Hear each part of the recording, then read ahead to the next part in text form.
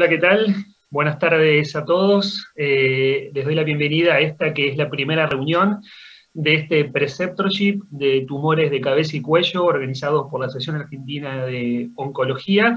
Mi nombre es Agustín Falco, yo soy oncólogo clínico, estoy a cargo del sector de tumores de cabeza y cuello del Instituto Alexander Fleming y tengo el placer de estar dirigiendo este preceptorship junto con el doctor David Pereira, que todos lo conocen, creo que no necesita presentación, pero David es radioterapeuta, es oncólogo, forma parte de la unidad funcional de tumores de cabeza y cuello del Instituto Roffo, y como les decía, vamos a dar inicio entonces a esta primera sesión, a esta primera reunión en este preceptorship, donde vamos a abarcar, trataremos de abarcar la mayoría de los temas involucrados con esta patología, con lo que son tumores de cabeza y cuello.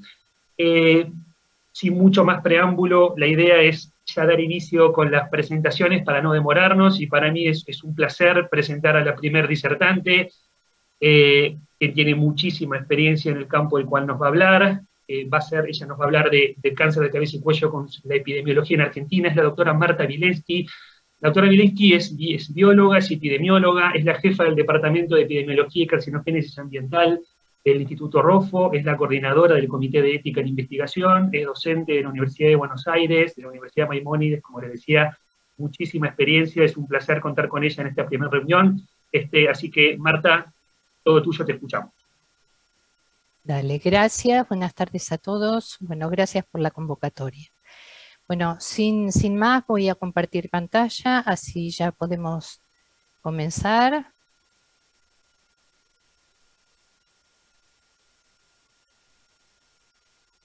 Espero se vea bien. Ahí estamos.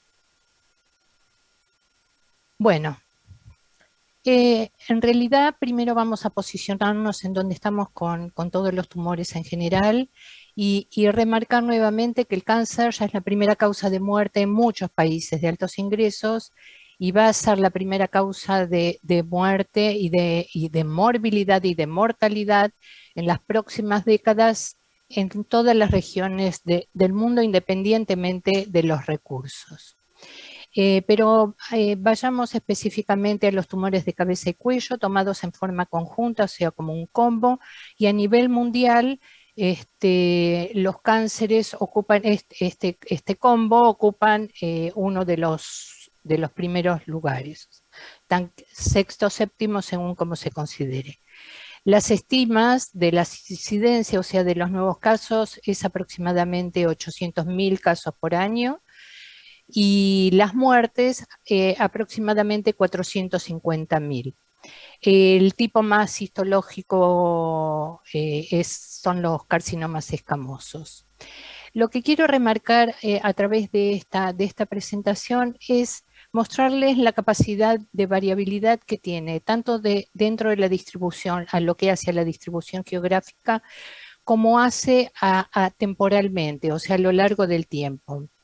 Y cómo esto puede irse modificando. Por ejemplo, en lugares que antes eran de alta incidencia, en estos momentos tienen incidencias mucho más bajas o muy poquito más bajas, o quedan dentro de ese ítem, o poblaciones o países que tenían en su momento alta incidencia o alta mortalidad y se van modificando. Y a la inversa, lugares que en realidad tenían muy baja incidencia se ven que van en aumento. ¿Cómo nos posicionamos nosotros? Nosotros, si entramos primero en forma primaria a través de qué es lo que representa Sudamérica, vemos que estamos en un puesto intermedio, en tanto lo que hace a mortalidad como incidencia.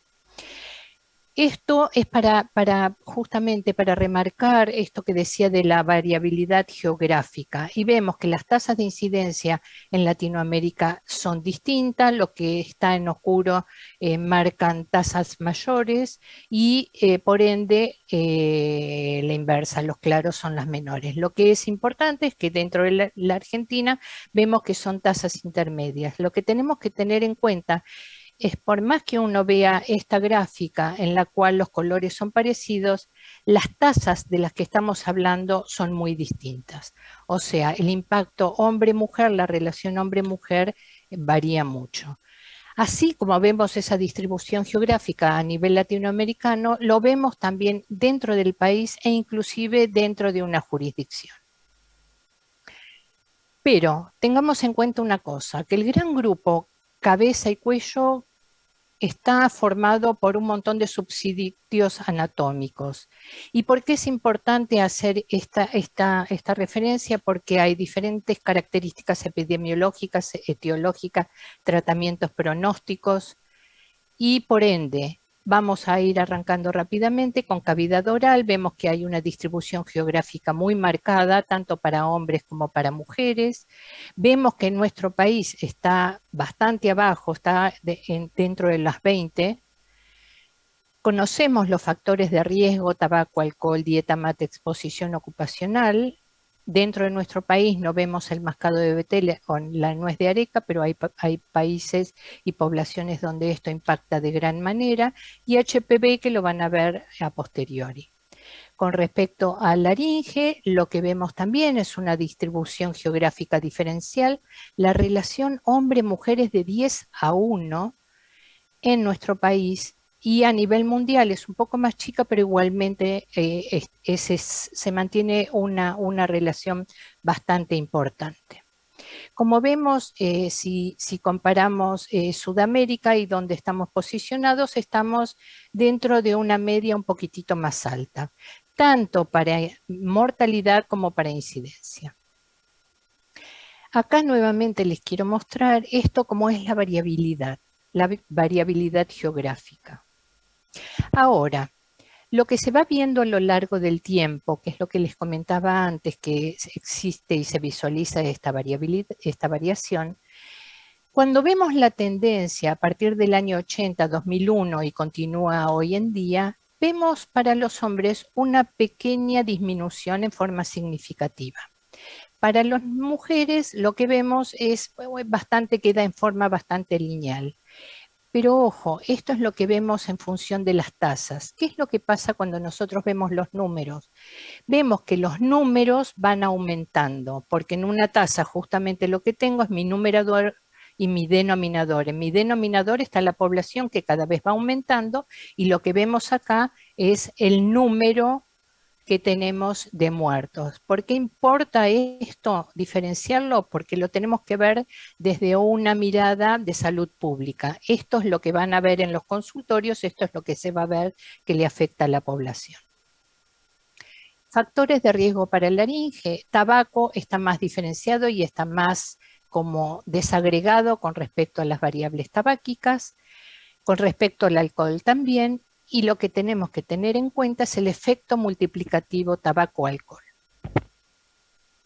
Otros factores de riesgo que tenemos que considerar son mate, al menos ya hay varias publicaciones en las que se presentaron y después lo vamos a ver en forma más profunda. El tema de dieta, y cuando uno piensa dieta lo tiene que pensar de dos maneras, como factor protectivo o como factor de riesgo. HPV y la exposición ocupacional.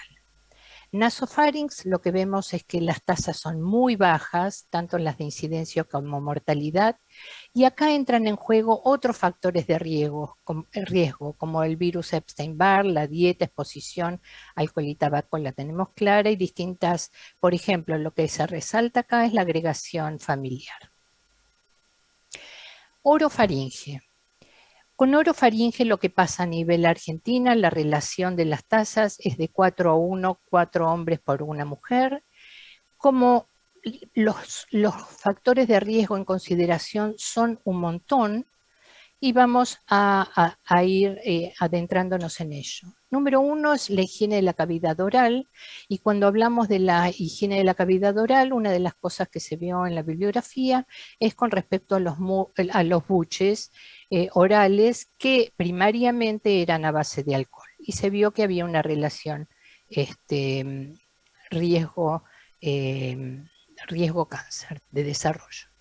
Ahora, como voy a utilizar mucho esto, lo que se llama el riesgo atribuible en la población es la proporción de casos que nosotros podríamos evitar, ¿sí? Si la población nunca hubiese estado expuesta a ese factor de estudio. Entonces, lo primero que les voy a mostrar es el análisis que se hizo de la interrelación entre tabaco y alcohol. Y se vio que es muy alto, el riesgo atribuible es alto cuando se tomaba en cuenta el combo cabeza y cuello, pero se vio que cuando lo desagregábamos por los subsitios, el riesgo atribuible era distinto. ¿Qué pasa con tabaco? Tenemos ya muy en claro qué es lo que pasa con el tabaco en sí, el número de cigarrillos y la duración, pero se preguntaron qué es lo que pasaba con el tabaco pasivo y lo que vieron es que había un mayor riesgo para faringe y laringe, que estaba relacionado con la duración. Por otro lado, se preguntaban, ¿qué es lo que pasa con aquellos fumadores que, por ejemplo, consumen menos de 10 cigarrillos? Y entonces ven los intervalos, es de 0 a 3, de 3 a 5, o sea, el número de consumo es muy, muy bajo. Pero sin embargo, vieron que los riesgos iban aumentando, inclusive hasta 4 o 5 veces aquellos que fumaban más de 10, pero aquellos que fumaban hasta 10, o sea, de 5 a 10, ya tenían un riesgo mayor. Ya se viene estudiándose bastante el consumo de marihuana y se vio que aquellos que alguna vez habían consumido marihuana tenían un riesgo mayor para orofaringe de 1,24. Con alcohol también es un factor de riesgo bastante conocido, pero un trabajo que se hizo súper interesante es ver qué es lo que pasaba. Ok, ya les mostré antes qué es lo que pasaba con la interrelación tabaco y alcohol, pero se preguntaron qué es lo que pasa con aquellos fumadores que nunca bebieron y con aquellos bebedores que nunca han fumado a lo largo de su vida. Y entonces calcularon el riesgo y vieron para aquellos bebedores que nunca habían fumado, el riesgo era de 2. Y para aquellos fumadores que nunca habían bebido, el riesgo era de 2,3. O sea, el riesgo, si bien es de 2, recuerden que cuando están en forma conjunta, actúan en forma multiplicativa. Otro de los factores que se tenían en cuenta y que se tienen en cuenta es lo que hace a comportamiento sexual. Llámese sexo oral, edad a la primera relación sexual, número de parejas sexuales, número de parejas con sexo oral y contactos homosexuales. Lo que ya se describió es que a lo que hace en sí a comportamiento sexual, o sea, el número de parejas sexuales, se vio que había mayor riesgo en los varones o cuando se veía el total hombre-mujeres, pero para las mujeres no se vio lo mismo. Y esto se vio que eran riesgos significativos tanto para cavidad oral, para hipo o para laringe, no así para orofaringe, que lo vamos a ver a posteriori. Perdón, no significativo, pero sí para orofaringe. HPV sé que van a tener todo un ítem aparte, pero quiero acá dar otra mirada. Lo que se hizo, lo que muestro acá es la comparación de la prevalencia de HPV sérico en distintos estudios, pero estudios muy grandes. Por ejemplo, este es un estudio en el cual se siguieron 400.000 personas y se vieron que desarrollaban.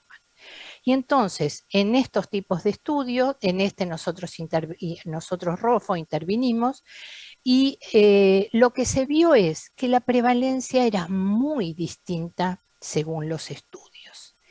Esto es muy importante tenerlo en cuenta, porque cuando uno empieza a veces a analizar o cuando ustedes presentan o tienen en consideración esto, muchas veces se habla porque la prevalencia es del 50%. Ojo, es muy distinto, como ya vimos a través de los mapas y a través de todo eso, que depende mucho de qué población estoy estudiando.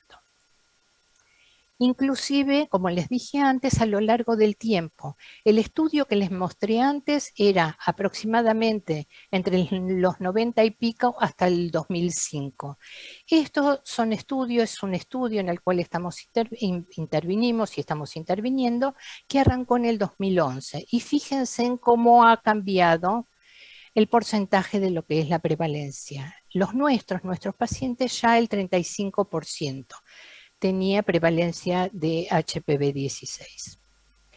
Esto, como ya se sabe, en aquellos cuando vemos la sobrevida de los pacientes intervinimos y estamos interviniendo, que arrancó en el 2011. Y fíjense en cómo ha cambiado el porcentaje de lo que es la prevalencia. nuestros pacientes, ya el 35% tenía prevalencia de HPV-16. Esto, como ya se sabe, en aquellos cuando vemos la sobrevida de los pacientes, pero acá estamos viendo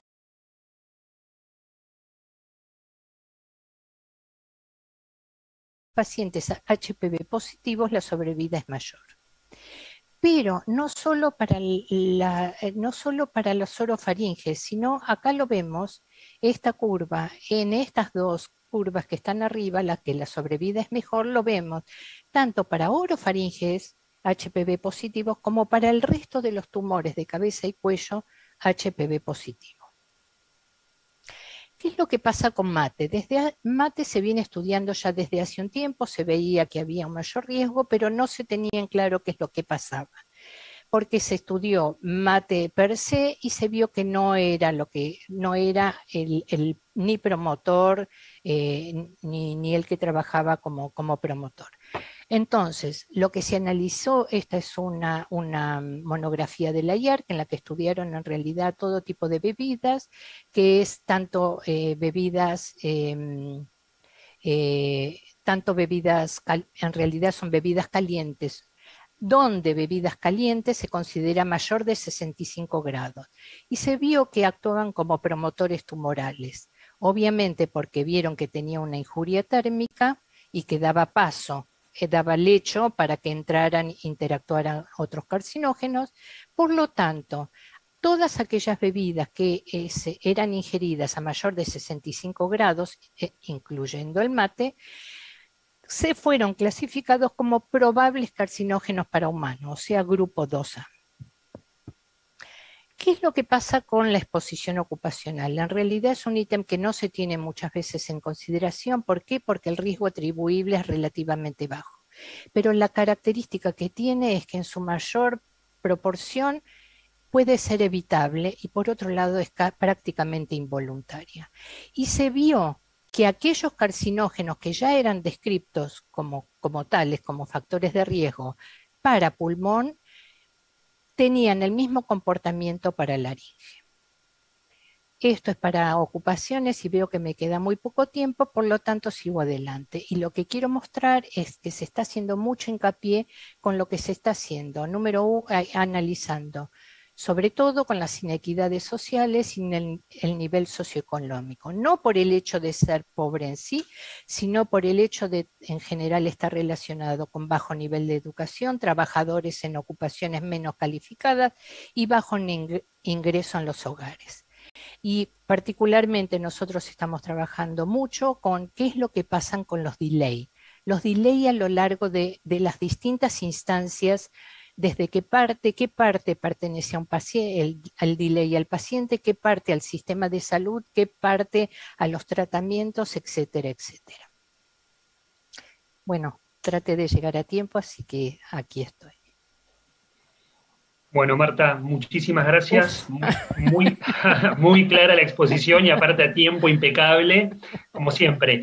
Simplemente lo que quiero aclarar es, vamos a dejar preguntas para cuando finalizamos todas las exposiciones, así que invito a todos los que están participando que si quieren ir preguntando, dejando las preguntas en el chat, las vamos a hacer al final de las exposiciones. El siguiente speaker es el doctor Mariano Leiva. Mariano es oncólogo clínico, es especialista de tumores de cabeza y cuello, forma parte de los médicos de staff del Instituto Alexander Fleming. Y Mariano nos va a hablar de lo que son los tumores HPV relacionados y sus características distintivas. Mariano, seguís vos.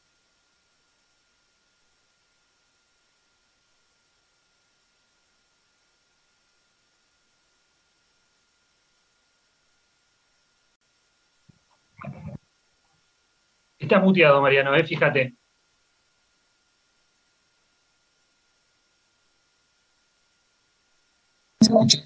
Ahora sí, ahora sí. A ver. Perfecto. Ahora se escucha bien. Ahora perfecto. Bien. Bueno, decía, muchas gracias por la invitación, tanto a la OC como a los directores, a vos, Agustín, y a David Pereira también. Bien, vamos a compartir pantalla. A mí la verdad que me toca un tema muy lindo, que es la enfermedad HPV relacionada. tema muy interesante. Perdón.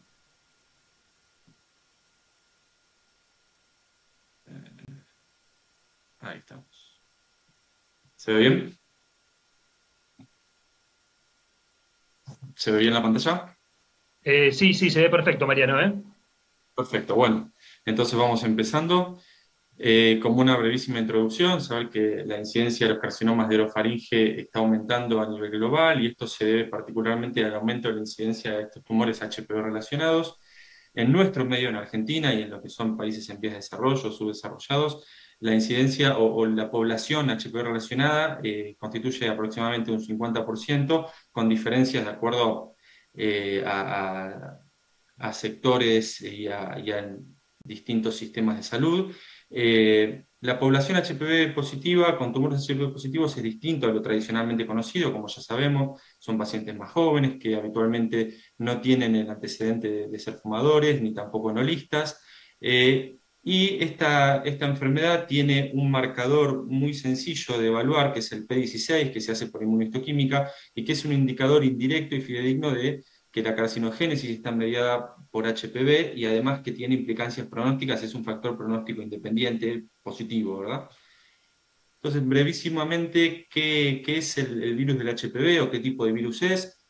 Es un virus que tiene genoma circular de ADN de doble hélice, que tiene distintos serotipos. De estos, perdón, no el P16, el serotipo 16 es el más carcinogénico, bueno, y le siguen el serotipo 18, 31 y 33, pero el 16 es el que más frecuentemente se asocia al desarrollo de tumores en este tipo de patologías, así como en los de cuello uterino también. Este virus codifica para genes tempranos y genes tardíos que transcriben distintas proteínas, como vemos ahí en el gráfico. Las que más nos van a interesar son las proteínas E6 y E7, que son las que inducen transformación tumoral de la célula huésped.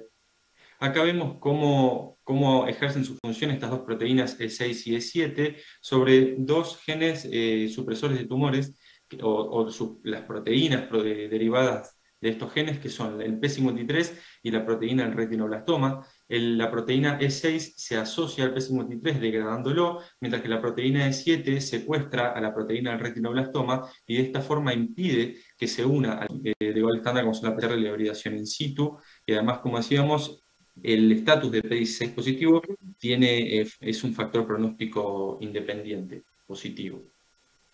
Acá vemos justamente el impacto de P16 positivo en el pronóstico de estos pacientes de tumores de orofaringe en todos los estadios, diferencia estadísticamente significativa respecto a aquellos P16 negativos.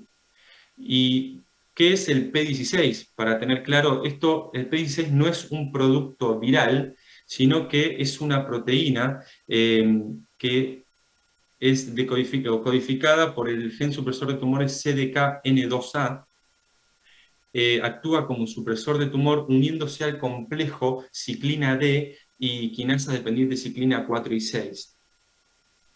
Esta unión impide, como dice, la fosforilación de la proteína del retinoblastoma y lo mantiene unido al factor E2F, impidiendo que este factor induzca la proliferación descontrolada. Cuando en los tumores con carcinogénesis inducida por HPV, como decíamos, la proteína E7 se asocia al retinoblastoma, y por este motivo es que hay mucho más P16 libre en el núcleo de la célula, y así es que se ve sobreexpresada, y por eso uno lo puede ver por inmunohistoquímica. Entonces, a la pregunta que plantea el título de esta presentación, si son dos enfermedades distintas, sí. Son dos enfermedades distintas, los tumores de orofaringe HPV relacionados y los HPV negativos, por distintos motivos, como se ve en esta tabla. El perfil molecular, sabemos que los HPV positivos suelen tener P53 conservado, P16 positivo, y tienen menor acción o expresión de la proteína del retinoblastoma, mientras que los HPV tienen mayor mutación de P53 y mayor actividad de la proteína retinoblastoma. Los P16 positivos suelen ser pacientes más jóvenes, no tabaquistas, la ubicación es en amígdalas y en base de lengua, suelen ser diagnósticos en estadios tempranos, T1, T2, un 64%, con mayor incidencia de compromiso ganglionar. Como factores de riesgo, como decíamos al principio, los HPV negativos comparten factores de riesgo con todos los demás tumores de cabeza y cuello, que son fundamentalmente el hábito tabáquico y el alcohol, mientras que el HPV positivo no tiene tanta influencia de estos factores, sí de la actividad sexual, como describía recién la doctora. Y en cuanto a incidencia de segundos tumores de cabeza y cuello, esto se deduce por los factores de riesgo. Los HPV negativos, obviamente, al estar influenciados por el tabaquismo y el alcohol, tienen mayor asociación con segundos primarios. Esto es una forma de evaluar el riesgo de estos pacientes, y acá tener en cuenta algo muy importante, que si bien el ser P16 positivo o HPV relacionado le confiere mejor pronóstico, hay otros factores que uno tiene que tener en cuenta al momento de evaluar a estos pacientes, puntualmente el hábito tabáquico. Aquellos pacientes que tengan tumores P16 positivos, si tienen un hábito tabáquico mayor a 10 paquetes año, su pronóstico va a estar mucho más próximo o mucho más parecido al de los pacientes con tumores HPV negativos. Y acá lo vemos, si vemos detenidamente, en la parte izquierda de la pantalla, los HPV positivos, que tienen menos de 10 paquetes año, tienen una supervivencia global a 3 años de 93%, mientras que los que tienen más de 10 paquetes año, tienen ese 93 baja ya a un 70%, que es muy asemejable a los HPV negativos de menor riesgo por T y por N. Entonces, decimos que son dos enfermedades distintas. Esto hasta ahora lo venimos mencionando desde el punto de vista pronóstico. Pero ¿qué otras implicancias tiene esto? Bueno, en la estadificación, que ha cambiado ya desde el 2016, como vamos a ver a continuación, y lo que planteamos es si hay diferencias en el tratamiento, es decir, ¿tratamos distinto a los pacientes por tener enfermedad HPV relacionada? Bueno, vamos a charlar un poquito de eso. Los cambios en la estadificación a partir de 2016, básicamente a partir de la publicación de este estudio, que es el ICON-S, es un estudio multicéntrico prospectivo con 2.600 pacientes, de los cuales 1.900 eran pacientes con tumores HPV relacionados. Y acá vamos a ver un poquito las curvas en cuanto al T, al N y al estadio, si son HPV positivos o HPV negativos. Vemos las curvas en el gráfico de la izquierda, HPV positivo, como T1, T2 y T3 tienen curvas bastante similares y se diferencia el T4A y T4B, pero muy similares entre sí, T4A y T4B, mientras que en HPV negativo todos los subgrupos, como vemos, tienen un comportamiento distinto. Entonces, en cuanto al T, vemos que en pacientes HPV positivos T4A y T4B tienen un pronóstico muy similar, por lo cual a partir de este estudio se propuso unificar el T en pacientes con HPV positivo. En cuanto al estatus ganglionar, vemos que tanto desde N0 hasta N2C las curvas son muy similares, sí se diferencian el pronóstico en pacientes con compromiso N3, mientras que en HPV negativo vemos diferencias ya a partir de N2C. Entonces, acá cambia también la estadificación de acuerdo al estatus ganglionar. Y en cuanto al estadio, vemos que para los HPV positivos, el gráfico de la izquierda, el estadio no varía significativamente entre el pronóstico, entre estadio 1 y estadio 4A de la vieja clasificación, y sí hay una diferencia marcada con los 4B. Entonces la propuesta a partir de esto es designar como estadio 4 solo a la enfermedad a distancia, es decir, lo que era antes el estadio 4A, que era con enfermedad local y regional, pasa a ser un estadio 3. Entonces, como veníamos diciendo, acá un poquito más claro según las tablas, los cambios según el T, se unifica el T4 y se excluye en la nueva clasificación el carcinoma in situ. En cuanto a la categoría ganglionar, la nueva clasificación distingue ganglios clínicos y patológicos. El N1, que antes era un solo ganglio homolateral, ahora puede incluir más de uno, siempre y cuando sean homolaterales y menor de 6 centímetros, y se unifica el N2. En cuanto al estadio, vemos el estadio 4 es únicamente aquellos pacientes que tienen metástasis a distancia, mientras que lo que antes era un estadio 4A, ahora pasa a ser un estadio 3. Como para ponerlo en términos prácticos y graficar un poquito qué implicancias tienen los cambios en la estadificación, podemos pensar en un paciente con un tumor de amígdala de 2 centímetros, P16 positivo, con compromiso de 2 ganglios cervicales homolaterales de 2 y 3 centímetros cada uno. Según la vieja clasificación, esto era un T1N2B, que lo clasificaba como un estadio 4A. Según la estadificación de la AJCC octava edición, esto es un T1N1, con lo que es un estadio 1.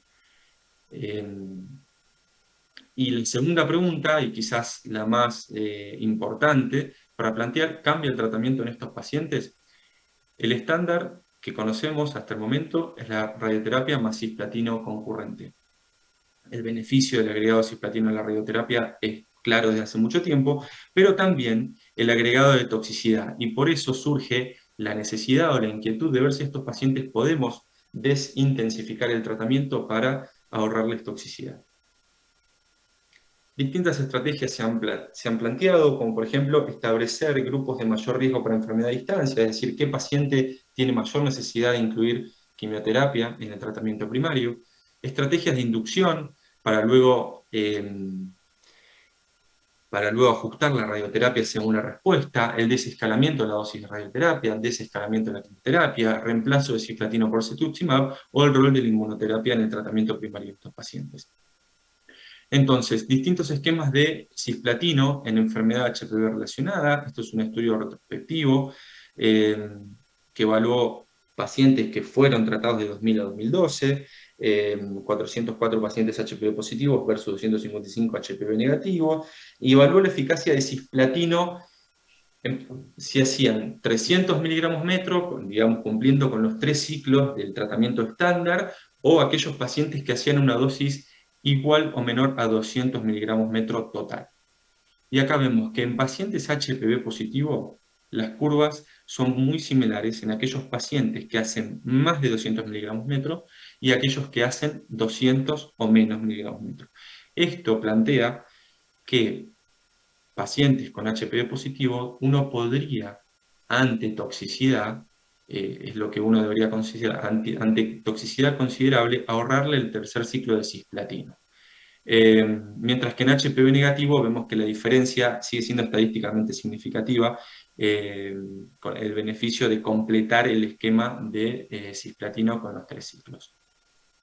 Entonces, ¿es posible desescalar el tratamiento? Esto es un análisis retrospectivo de pacientes con estadio 1 y 2 que solo fueron tratados con radioterapia, y localmente avanzados que hicieron quimio-radio, excepto que tuvieran contraindicación. Acá este estudio lo que buscó fue definir una población con menor riesgo de enfermedad a distancia y que por lo tanto uno pudiera pensar que quizás no tienen necesidad de incluir quimioterapia en el tratamiento primario. Y como vemos en el gráfico de la izquierda, lo que postula este estudio, que los pacientes con enfermedad HPV positiva que tengan T1 a T3 con N0 a N2C tienen menor riesgo o son de bajo riesgo de enfermedad a distancia. Pero hay que considerar que este es un estudio retrospectivo, que solo tiene valor como generador de hipótesis. Esto, por supuesto, debería ser corroborado con un estudio prospectivo para ver si realmente es factible que estos pacientes ahorren la quimioterapia. Quimioterapia de inducción seguido de radioterapia a distintas dosis según respuesta. Este estudio evaluó una quimioterapia de inducción, un esquema relativamente complejo, con cisplatino más paclitaxel más cetuximab semanal, por 3 ciclos, luego de 14 días de evaluación de respuesta, y definía 2 grupos, aquellos con respuesta clínica completa y aquellos con una respuesta clínica parcial, digamos, menos que completa. Aquellos pacientes que tuvieran respuesta clínica completa iban a una dosis de radioterapia inferior al estándar, con 54 grays, mientras que los pacientes que tuvieran un grado de respuesta menor a respuesta completa, tenía que ser la radioterapia estándar con 69 grays, concurrente con cetuximab en los 2 casos. Pacientes con respuesta clínica completa, el global de los pacientes, como vemos esto es una sola rama, y pacientes con respuesta completa de grupos favorables, es decir, pacientes sin antecedente tabáquico, por supuesto las curvas mucho mejores, y vemos supervivencia libre de progresión a 2 años de un 96% y supervivencia global también 96%. Estudio chico, digamos, con pocos pacientes, sin ramas comparativas, uno no puede sacar conclusiones, digamos, sólidas, pero sí, como para plantear hipótesis, es un buen inicio. A un año, si vemos que fue mucho menor la toxicidad para los pacientes que hacían una radioterapia con menor dosis de 54 grays, así como también la malnutrición. Otra vez, el intento de reducir la dosis de radioterapia con quimioterapia de inducción, carboplatino paclitaxel, luego evaluación de respuesta, y otra vez, la radioterapia acá es guiada por imágenes, 54 grays en aquellos pacientes con respuesta completa o parcial, mientras que hacían 60 grays los pacientes que tuvieran una respuesta clínica menor que respuesta parcial, que no alcanzara una respuesta parcial. Como vemos, 92% de pacientes libres de progresión a 2 años, estudios chicos, fase 2, como planteador de hipótesis. Acá otra vez tenemos una estrategia de desescalonamiento de la quimioradioterapia para pacientes con HPV relacionado de bajo riesgo, pero 44 pacientes, fase 2, y MRT 60 grays, concurrente con cisplatino 30 miligramos metro semanal, que sabemos que es un esquema que no es estándar, tasa de respuesta completa de 86%, interesante como para seguir evaluando, pero todavía no se puede sacar conclusiones. ¿Podemos reemplazar el cisplatino por cetuximab en estos pacientes? Este fue un estudio de no inferioridad, cuyo objetivo primario fue la supervivencia global a 5 años. Las ramas eran de IMRT 70 grays, concurrente con cisplatino a 100 miligramos metro por 2 ciclos, y la rama a evaluar, IMRT 70 grays, más cetuximab 400 miligramos metro la dosis inicial y luego 250 miligramos metro semanal, hasta un total de 8 dosis. Como vemos, esto es supervivencia global. Vemos que cetuximab es inferior a cisplatino. Vemos en cuanto a la supervivencia a 5 años, 85% para cisplatino, 78% para cetuximab, diferencia estadísticamente significativa también para supervivencia libre de progresión, para recaída o fallo local, y también metástasis a distancia, sin significancia estadística, pero también con tendencia a la inferioridad del cetuximab versus el cisplatino. En cuanto a toxicidades agudas, no hubo, digamos, hubo mejor perfil de toxicidad para cetuximab versus cisplatino, pero no en grado 3-4, que es lo que más interesa para los pacientes, en cuanto a toxicidades tardías, sin beneficio para el esquema cetuximab, por lo cual no cumplió su objetivo principal, que era la no inferioridad. Es un estudio que es inferior en eficacia y que no mejora la toxicidad. El estándar sigue siendo, por supuesto, cisplatino más radioterapia. Otro estudio de reemplazar cisplatino por cetuximab, el estudio de-escalate, este es un fase 3, con 334 pacientes, cisplatino 100 miligramos metro por 3 ciclos, ya como el estándar, versus cetuximab, concurrente con radioterapia, y acá vemos, el objetivo primario era la toxicidad, y acá vemos la toxicidad en realidad bastante similar entre los dos esquemas, en cuanto a la calidad de vida sin diferencias significativas, y la supervivencia global con diferencia estadísticamente significativa a favor de cisplatino versus cetuximab.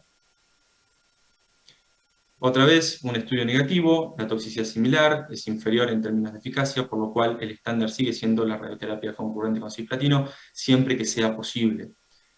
¿Y qué hay de la inmunoterapia en el tratamiento primario de estos pacientes? Hasta ahora realmente poco. Hay un estudio que evalúa el factor o la influencia pronóstica de la presencia de TILs en pacientes HPV positivo. Aquellos pacientes HPV positivos con alta expresión de TILs tienen mejor pronóstico que los pacientes con TIL bajos, pero bueno, todos estos pacientes obviamente siguen teniendo mejor pronóstico que los HPV negativos. Esto es planteador de hipótesis. Ha habido estudios en los que se evalúa radioterapia concurrente con inmunoterapia, que por ahora los resultados son negativos, así que esto no es una realidad. En conclusión, El HPV por el momento sigue siendo solo un factor pronóstico. La estadificación sí cambia según el estatus de HPV, pero no el tratamiento. Las estrategias de desescalamiento por el momento no han demostrado utilidad. Inmunoterapia más radioterapia, por ahora los resultados son desalentadores, y esto para quedarnos con este concepto, que el estándar sigue siendo cisplatino más radioterapia en todos los pacientes que estén aptos para este tratamiento.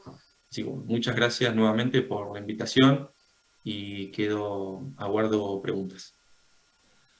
Bueno, Mariano, muchas gracias por la presentación, excelente como siempre. Seguimos, en virtud del tiempo, como les decía, dejamos las preguntas para el final. La siguiente disertante, también muchísima experiencia, un placer contar con la doctora Patricia Masquijo Vicio. Patricia es odontóloga de la Universidad Nacional de Córdoba, doctor de la Universidad de Buenos Aires, es estomatóloga, forma parte de la Unidad Funcional de Tumores de Cabeza y Cuello del Instituto Rofo, y también forma parte como investigadora del Departamento de Epidemiología y Carcinogénesis Ambiental, también del mismo instituto. Así que Patricia nos va a hablar de enfermedades premalignas, qué es lo que tenemos que saber como oncólogos. Patricia, todo tuyo. Muchas gracias, Agustín y David, por la invitación y a la asociación. Les voy a contar un poquito lo que hacemos los estomatólogos y cómo podemos a tratar de ayudar en esto que es el cáncer bucal, con lo que quizás está un pasito antes. De lo que tenemos que partir fundamentalmente es de un concepto viejo, de hace mucho tiempo, y que es en el que se basan estas lesiones, que justamente es este concepto de precáncer, que si bien no lo utilizamos actualmente como tal, pero de ahí parte, y es que en estudios longitudinales se ha observado que lesiones que antes se denominaban precancerosas sufren o pueden sufrir transformación maligna durante el seguimiento. También desde el punto de vista clínico, muchos de los tumores, cuando ya vemos el carcinoma, sobre todo en cavidad bucal, que es de lo que voy a hablar, en los márgenes de estos carcinomas encontramos lesiones, particularmente rojas, blancas, o en otros sectores de la boca.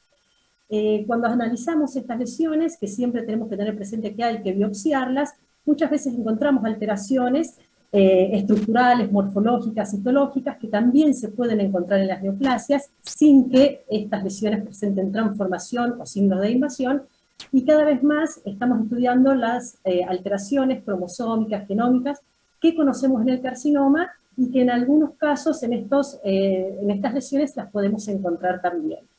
Este es el concepto por el cual le damos importancia a estas lesiones.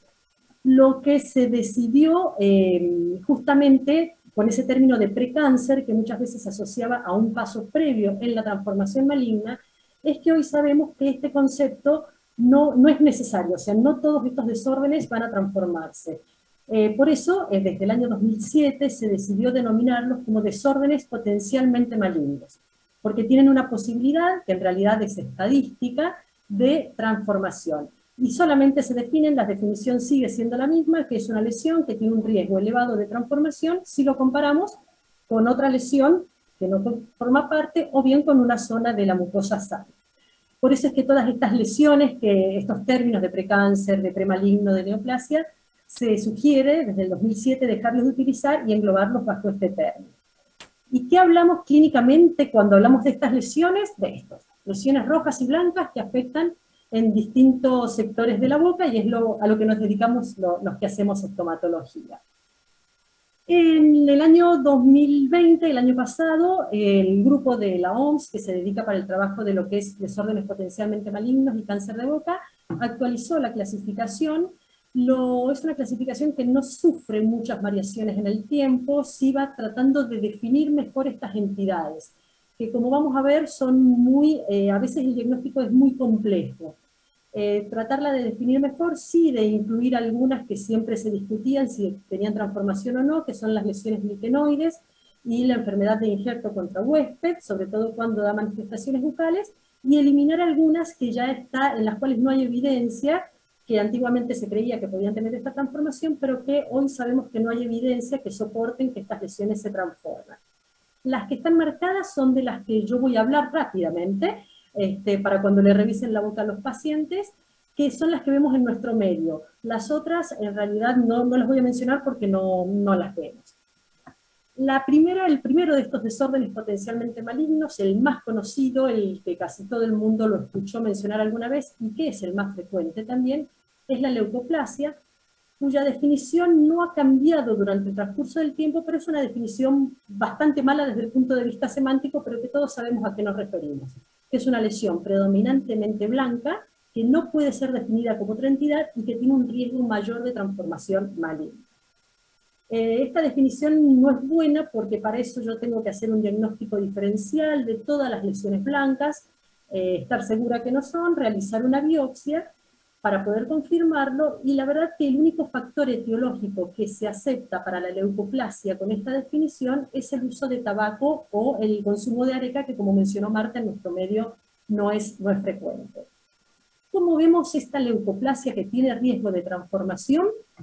Estas son las típicas leucoplasias asociadas al tabaco, que la ubicación más frecuente es en la mucosa yugal, pero pueden afectar cualquier sitio de la boca, en donde el tabaco es el factor etiológico.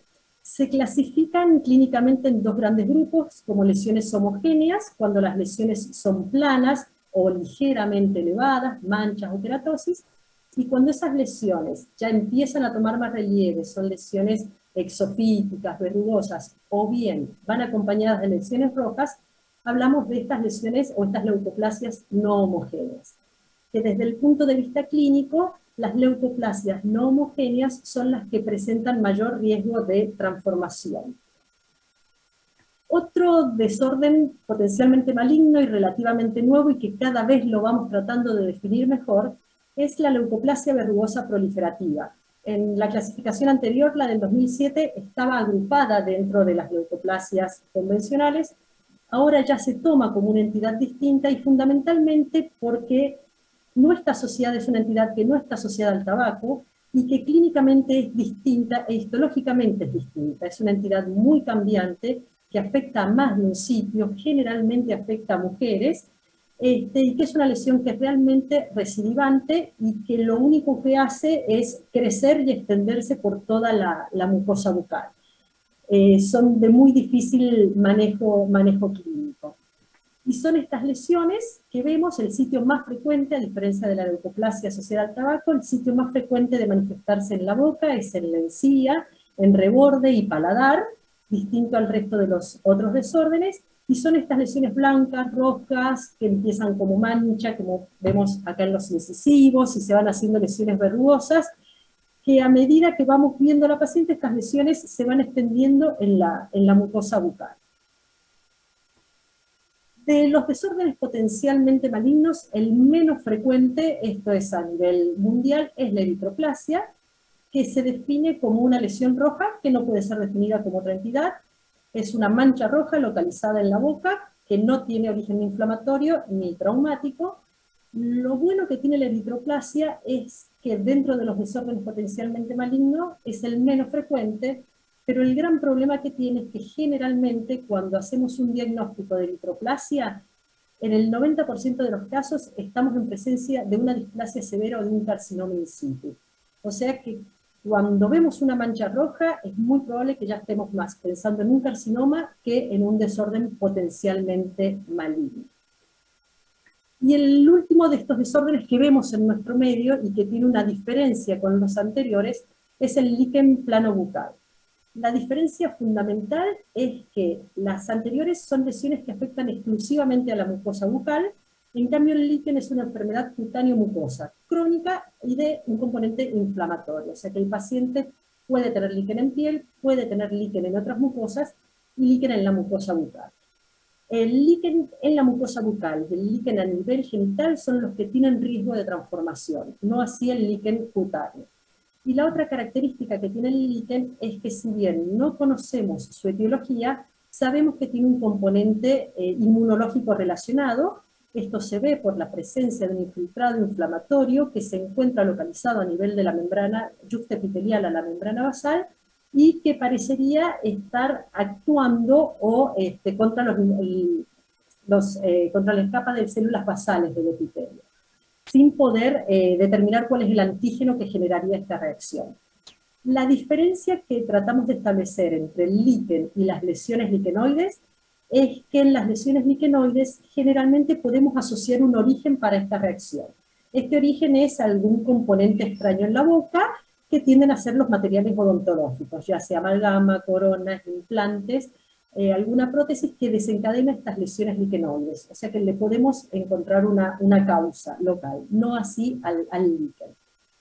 Otra característica que tiene el líquen es que es una enfermedad muy variable clínicamente, ya sea entre los pacientes. Todos estos son casos de líquenes, en donde hay manchas, atrofias, erosiones, placas, ampollas. Todas estas lesiones pueden corresponderse a la misma entidad, y esta entidad puede cambiar y mucho a lo largo de la vida del paciente. Es raro que desaparezca, pero existe esa posibilidad. En las mayorías es una enfermedad que es crónica, que el paciente tiene que tener esto en claro. ¿Cuál es el problema de estos desórdenes potencialmente malignos? Es que asientan sobre una mucosa que en algún momento fue normal, y que sabemos que algunos de estos desórdenes van a terminar transformándose en carcinoma. Por supuesto que para eso tienen que pasar por una etapa de displasia, que la podemos ver en la biopsia o no, pero la gran duda que tenemos y que seguimos teniendo es, bueno, vemos los pacientes que tienen estas lesiones, ¿cuáles de ellos se van a transformar y cuántos? No son preguntas tan fáciles de contestar. Para saber por qué se transforman, tenemos que tener presentes los factores que en algunos casos pueden ser etiológicos, sobre todo el tabaco con la leucoplasia, y en otros que van a ser factores agravantes y que son los factores ya conocidos en la carcinogénesis. Sobre todo tabaco y alcohol. Pueden no estar relacionados como factores etiológicos, pero sí que el paciente los tenga. Y otros factores que es más difícil medirlos, como ser la parte de inmunidad, la parte emocional con algunos desórdenes, el microtraumatismo crónico, que eso está muy presente en la boca, y que sabemos que actúa como un promotor de la carcinogénesis, y lo que es toda la sepsis y la infección sobreagregada que podemos encontrar. ¿Cuántos de estos desórdenes se transforman? Y acá tenemos distintos, yo solo le traje 2 estudios para comentarles. El mayor problema que tienen estos estudios es que la mayoría son de tipo retrospectivo, y cuando analizamos las distintas entidades vemos que este riesgo, valor acumulativo de transformación maligna varía y varía mucho, desde el líquen, que es de un 1,4%, hasta la leucoplasia verrugosa proliferativa, que es casi del 50%. En estos tipos de metaanálisis no hay estudios que se hayan hecho en Sudamérica. Cuando hablamos de América, generalmente son estudios que se han hecho en Estados Unidos, así que no tenemos datos de nuestra población de cuántos se transforman, pero generalmente estos se comparten a nivel mundial. Insisto, la mayoría son retrospectivos. Este estudio es interesante porque creemos que es una de las formas de tratar de ayudar a los pacientes, que es en el diagnóstico de estos desórdenes potencialmente malignos, y también para diagnosticar tempranamente el cáncer bucal. Este es un programa de screening semejante a las campañas que hace unos años venimos realizando en la Argentina, que se realiza en Taiwán. Lo que tiene de bueno este estudio es que es un estudio que lo pudieron hacer prospectivo. Fíjense que revisaron a 2.300.000 personas, un montón, hombres, la mayoría muy pocas mujeres, por las cuales las excluyeron. Ellos lo tienen muy estudiado en cuanto a las distintas zonas del país y a los hábitos, y que estos pacientes tuvieron la capacidad de seguirlos durante 9 años para ver qué pasaba realmente con esos desórdenes potencialmente malignos. Acá hay un nombre viejo, que es el de la hiperplasia verrugosa proliferativa, que es la leucoplasia. Hoy se trata de usar ese nombre. Vemos que el desorden más frecuente es la leucoplasia, con un 60%, y es seguido por la fibrosis submucosolar, que eso está asociado al hábito del BTL, que insisto, nosotros no lo tenemos. Y la que le sigue después en frecuencia es la leucoplasia verrugosa proliferativa, y los casos de todos esos desórdenes de cuáles se transformaron. Interesante también es ver que cuando hablamos de estas tasas de transformación anual cada 1000 habitantes, si bien la leucoplasia verrugosa proliferativa no es el desorden más frecuente, pero sí es el que tiene mayor tasa de transformación, tanto en estudios retrospectivos como en los poquitos y en este que hay en forma prospectiva. Esta es otra parte de ese estudio también, en donde evalúa el riesgo acumulado que tiene cada uno de estos desórdenes de transformarse al cabo de los 9 años que duró el estudio, y fíjense la gran diferencia que tiene esta leucoplasia verrugosa proliferativa. Por eso, cada vez que vemos un paciente con este diagnóstico, y sobre todo porque no hay un estándar de tratamiento, no está claro bien cómo los tenemos que tratar, es un dolor de cabeza para el paciente fundamentalmente, y para nosotros para tratar de ayudarlo. ¿Cuáles de esos desórdenes se van a transformar? Hay varios estudios, también la mayoría retrospectivos, todos tratan de estudiar algún marcador molecular conocido en la carcinogénesis bucal. Hay muchos estudios, muy pocos se han repetido con la misma metodología por este tema de ser retrospectivos. Este es un poquito para marcar esa gran dificultad, y algo interesante que señalan estos autores, y que es lo que todos creemos, que parece difícil, por lo menos, encontrar un único marcador, sino que probablemente tengamos que usarlos de formas combinadas, teniendo en cuenta las características clínicas y los grados de displasia que vamos a encontrar en las biopsias que le hacemos a estos pacientes.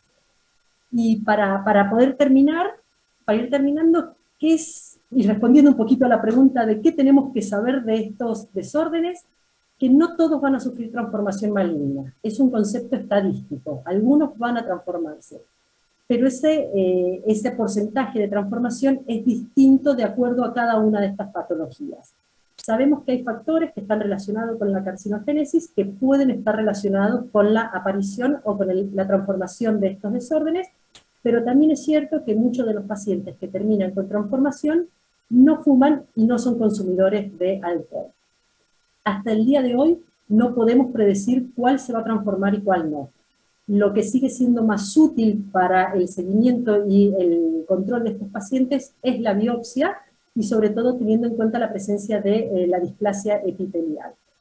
La importancia también de estos desórdenes es que nos podrían actuar como indicadores no solo de los sitios en donde vemos la lesión, sino en cualquier otro sector de la mucosa o todo el tracto aéreo-digestivo superior, y hasta el día de hoy el control clínico y el seguimiento estrecho, conociendo a ese paciente, el paciente entendiendo que probablemente tengamos que hacerles biopsias múltiples de su seguimiento, y comunicándoselo y siendo bien claros, es la mejor estrategia que tenemos para el tratamiento de estos pacientes. Y para finalizar, esta foto que me facilitó el doctor Pereira, fue él quien la armó, de todo nuestro equipo del Instituto Rojo. Bueno, Patricia, muchísimas gracias por la presentación, muy claro como siempre. Ahora para el final tenemos algunas preguntitas para vos. Seguimos en virtud del tiempo. La siguiente disertante es un lujo, la doctora Claudia Cejas. Es médica especialista en imágenes, tiene un posgrado en neuroradiología de cabeza y cuello en Estrasburgo, Francia, y es jefa del departamento de imágenes en FLENI. Ella nos va a hablar del rol de dos técnicas de imágenes, como son el PET y la resonancia, en el cáncer de cabeza y cuello. Doctora Cejas, un placer, la escuchamos. Bueno, muchísimas gracias por la invitación, Agustín y Daniel Pereira, es un placer estar con ustedes. Bueno, ¿cuál es un poco el rol de las imágenes, sobre todo del PET-TC y de la resonancia? Pero un poco vamos a hablar de todas las imágenes, tratando de resumir lo más posible, por supuesto, en honor al tiempo. En principio, decir que las imágenes radiológicas nos sirven como screening en el cáncer de cabeza y cuello, lamentablemente para nosotros, como pasa en otras áreas, como por ejemplo en la mama. Así que nosotros cuando recibimos a los pacientes, obviamente nos encontramos con un diagnóstico confirmado de cáncer, o a veces en algún paciente un incidentaloma en algún estudio por screening por otro tipo de lesión.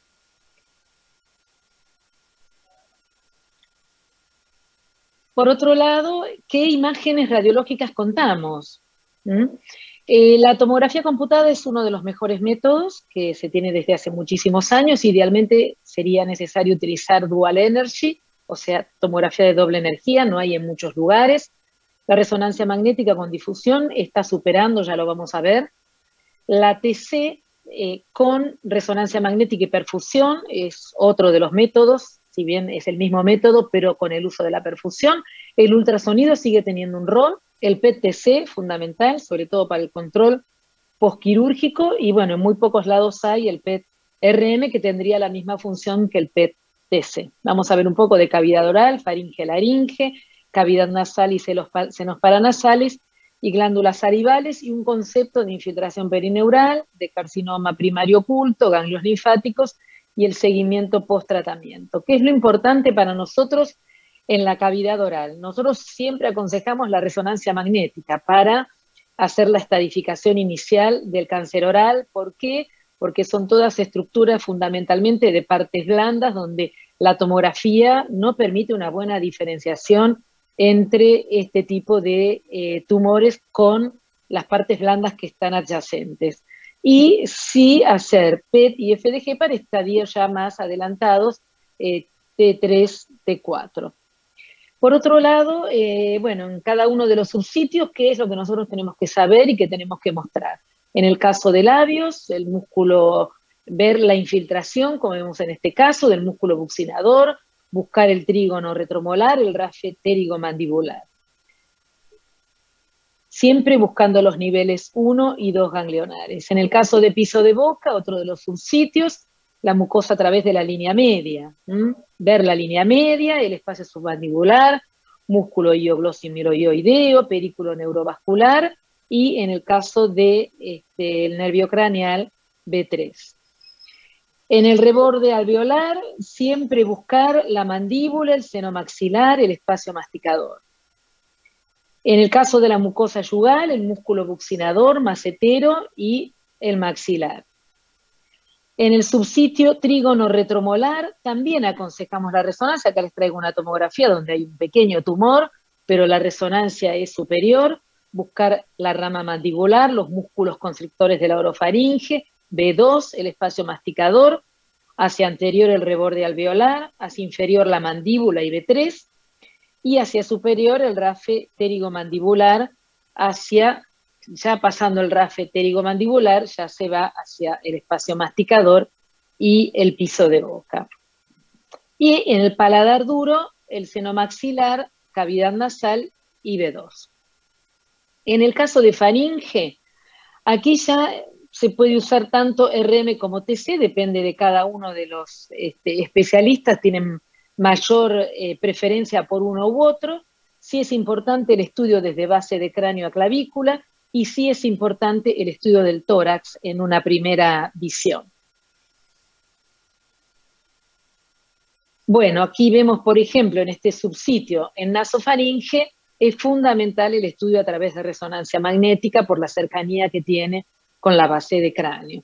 Entonces, en este caso, podemos ver perfectamente un tumor de nasofaringe en este paciente de 56 años, luego se le hace el control post-radioterapia a los 18 meses, cirugía y radioterapia, y a los 18 meses post-tratamiento, el paciente normal, sin recidiva, sin recurrencia, pero con una necrosis en lóbulo temporal post-radiación.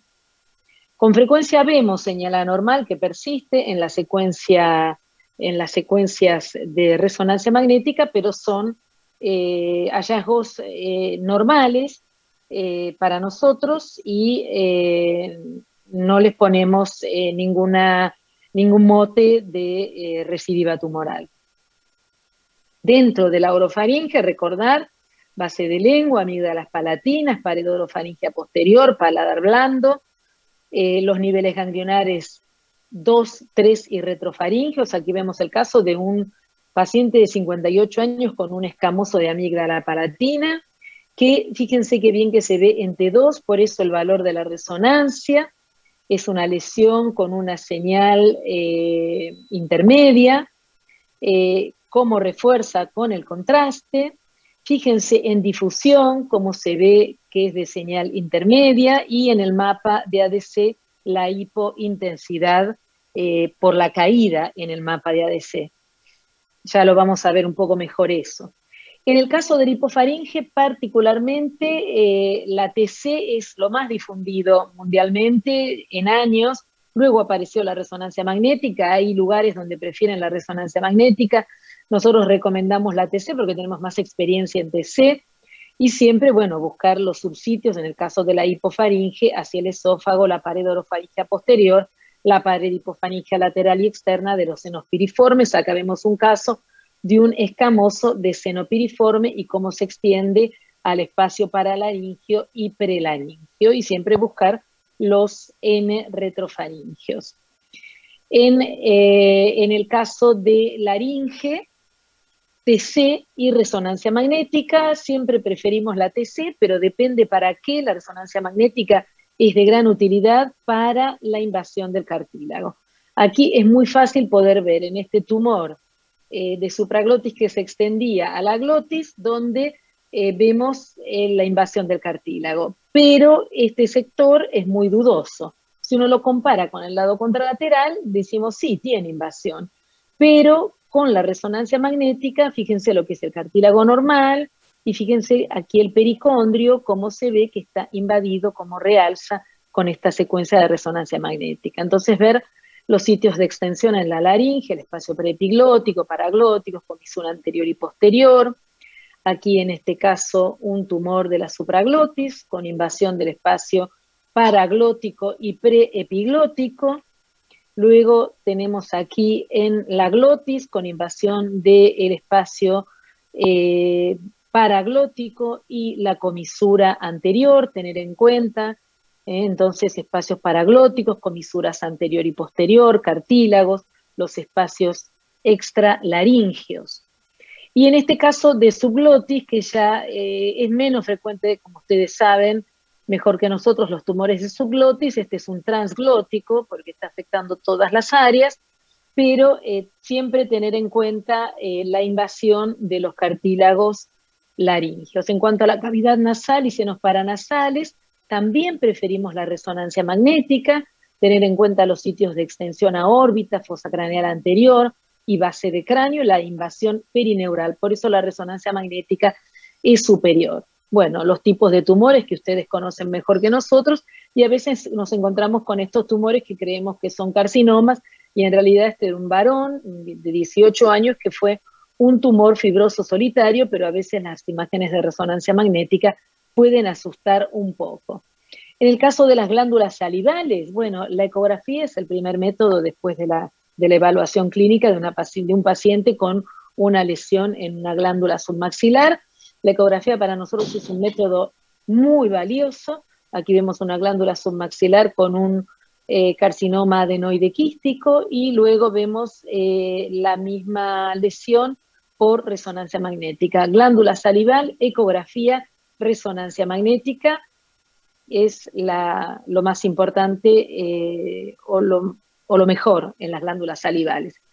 Pasando a la diseminación perineural, obviamente la resonancia magnética es el método por elección.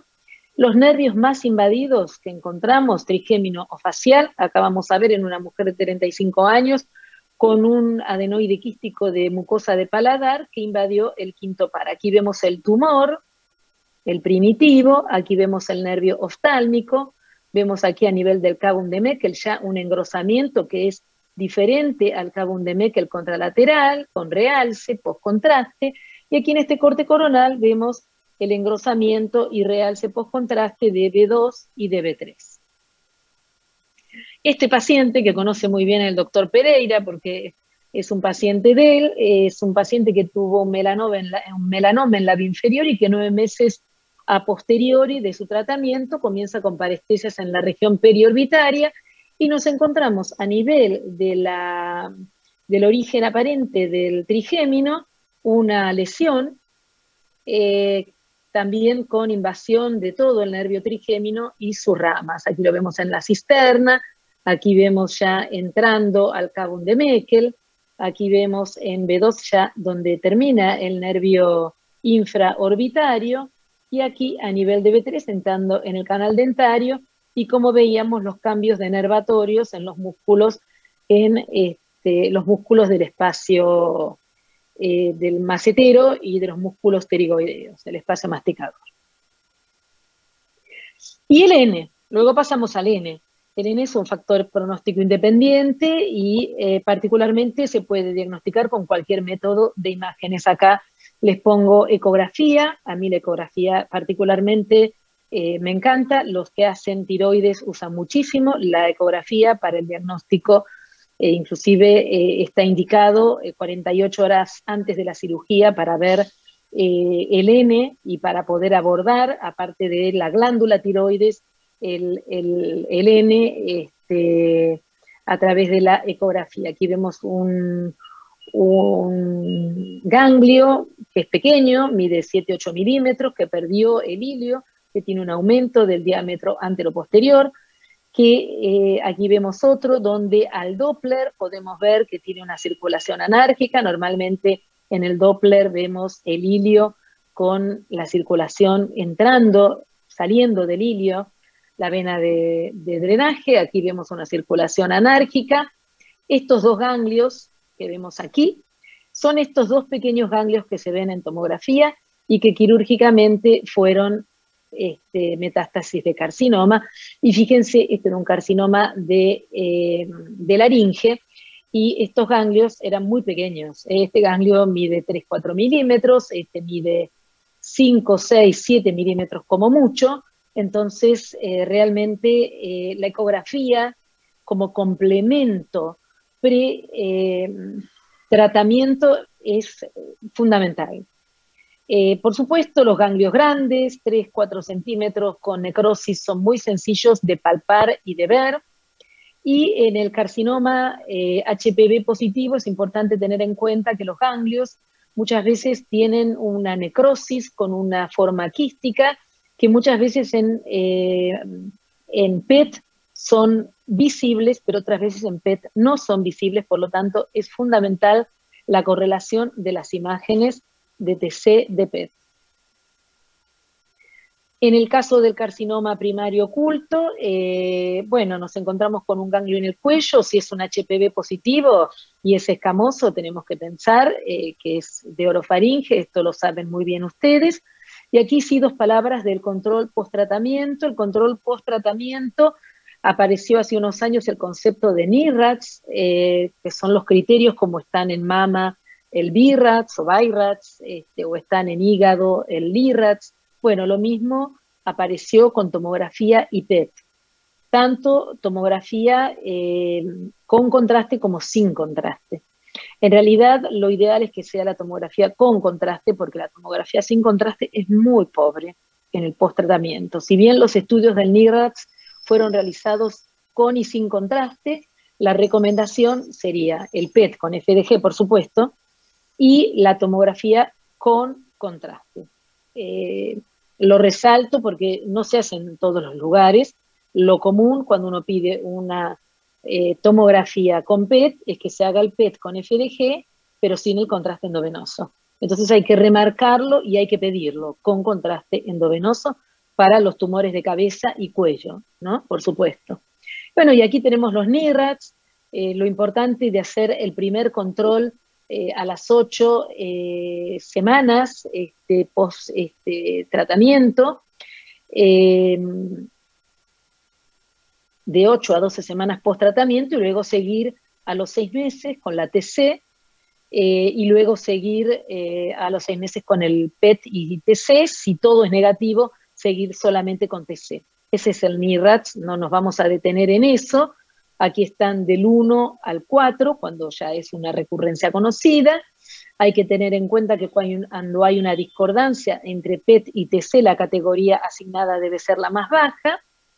Pero me detengo un poquito más aquí, que es lo nuevo que ha surgido en resonancia magnética en el tratamiento y en el seguimiento, también teniendo en cuenta una resonancia magnética PET como estudio de base entre las 8 y 12 semanas, la resonancia magnética como un modificador de la estadificación o de la restadificación a través del NIRADS. Vamos a ver esta lesión, así como vimos la otra, que era un carcinoma. Esta lesión no es un carcinoma. Entonces estamos viendo que es una lesión que no es gris, sino que más bien es blanca en T2, es hipointensa en T1, tiene muy bajo refuerzo post-contraste, la difusión es negativa y el mapa de ADC es negativo, no es hipointenso. ¿Eso qué quiere decir? Que es una difusión facilitada. Quiere decir que ahí hay edema, quiere decir que no hay células tumorales, por lo tanto es una necrosis post-radiación. Entonces, si la señal es intermedia en T2 y hay restricción en la difusión, hay que subir un punto al NIRAS, y eso habla de mayor probabilidad de carcinoma. Entonces, la importancia de la difusión y el T2 en resonancia, que son elementos que lo usamos desde hace muchos años, pero que con los trabajos que se fueron haciendo en los últimos años, fíjense, este es del 2021, donde tratan muchos pacientes y encontraron la superioridad, tanto en sensibilidad, especificidad, valor predictivo positivo y negativo, de la resonancia con secuencias T2 y difusión con respecto a los criterios NIRADS de PET y TC.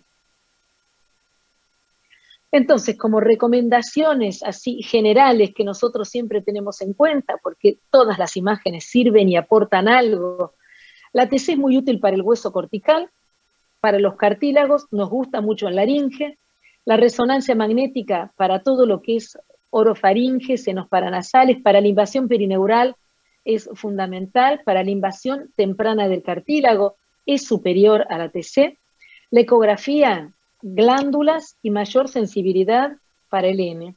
Para el N sería recomendable para cualquier paciente con tumor de cabeza y cuello hacer una ecografía en manos expertas, en un prequirúrgico dentro de las 24, 48 horas, e idealmente algunos cirujanos de cabeza y cuello lo piden antes de la cirugía. Si el radiólogo va temprano al servicio, hacerle antes de entrar al quirófano, ver cómo están esos ganglios.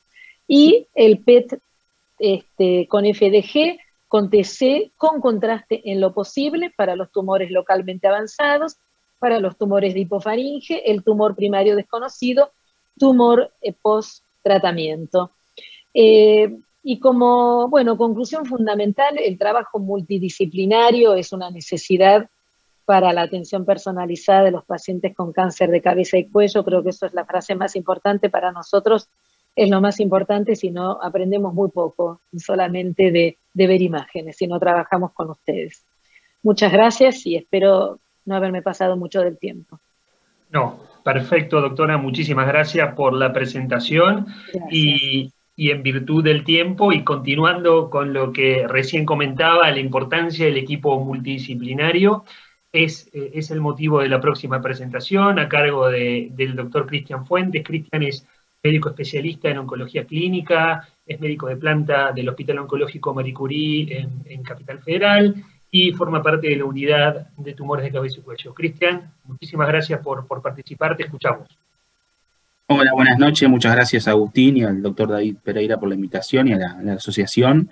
En virtud del tiempo prometo esta vez cumplirlo, hacer una charla, si bien es muy importante, cortita, porque imagino que ustedes, al igual que yo, tienen muchas preguntas para los profesionales que hablaron con anterioridad y un poco remarcando cuál va a ser la importancia, cuál es la importancia del equipo multidisciplinario en el tratamiento de este tipo de tumores.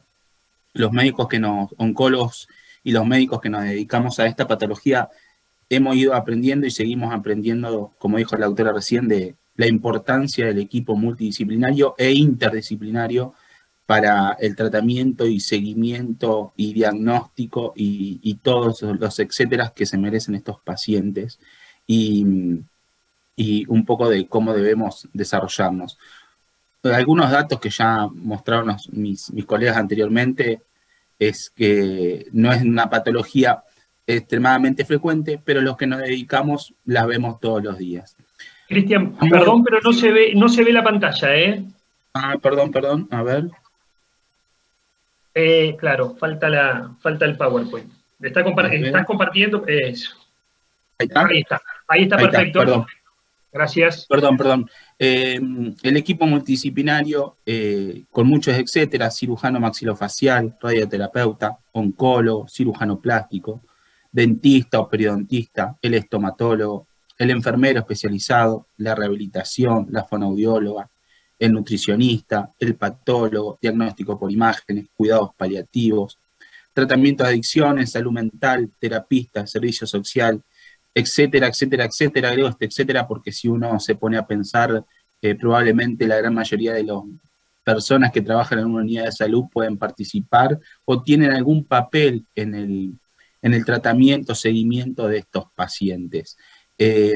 Lo importante a veces es que en los hospitales públicos, yo personalmente trabajo en un hospital público, contamos con muchos de estos servicios y hay dos desafíos. Uno es tener el servicio en la unidad hospitalaria donde uno trabaja o uno se desarrolla, porque a veces si no tiene ese profesional, ese equipo del estomatólogo o no tiene el nutricionista en la misma institución, obviamente se le va a dificultar.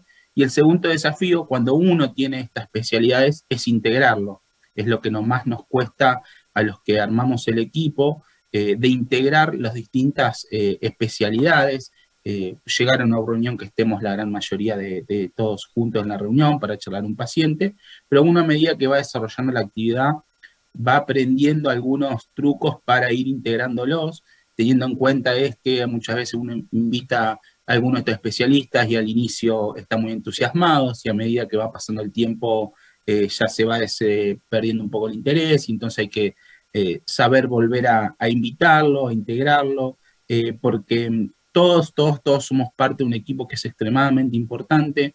Mi pensamiento a lo largo de estos años que he ido aprendiendo muchísimo de mis colegas de las distintas especialidades, uno va ampliando su vocabulario, va aprendiendo cosas nuevas, va aprendiendo a hacer tareas que por ahí hace un colega y que cuando no le toca estar puede suplirlo, así como otro aprende a hacer tareas nuestras y aprende a suplirlas también cuando uno no puede estar al 100% disponible.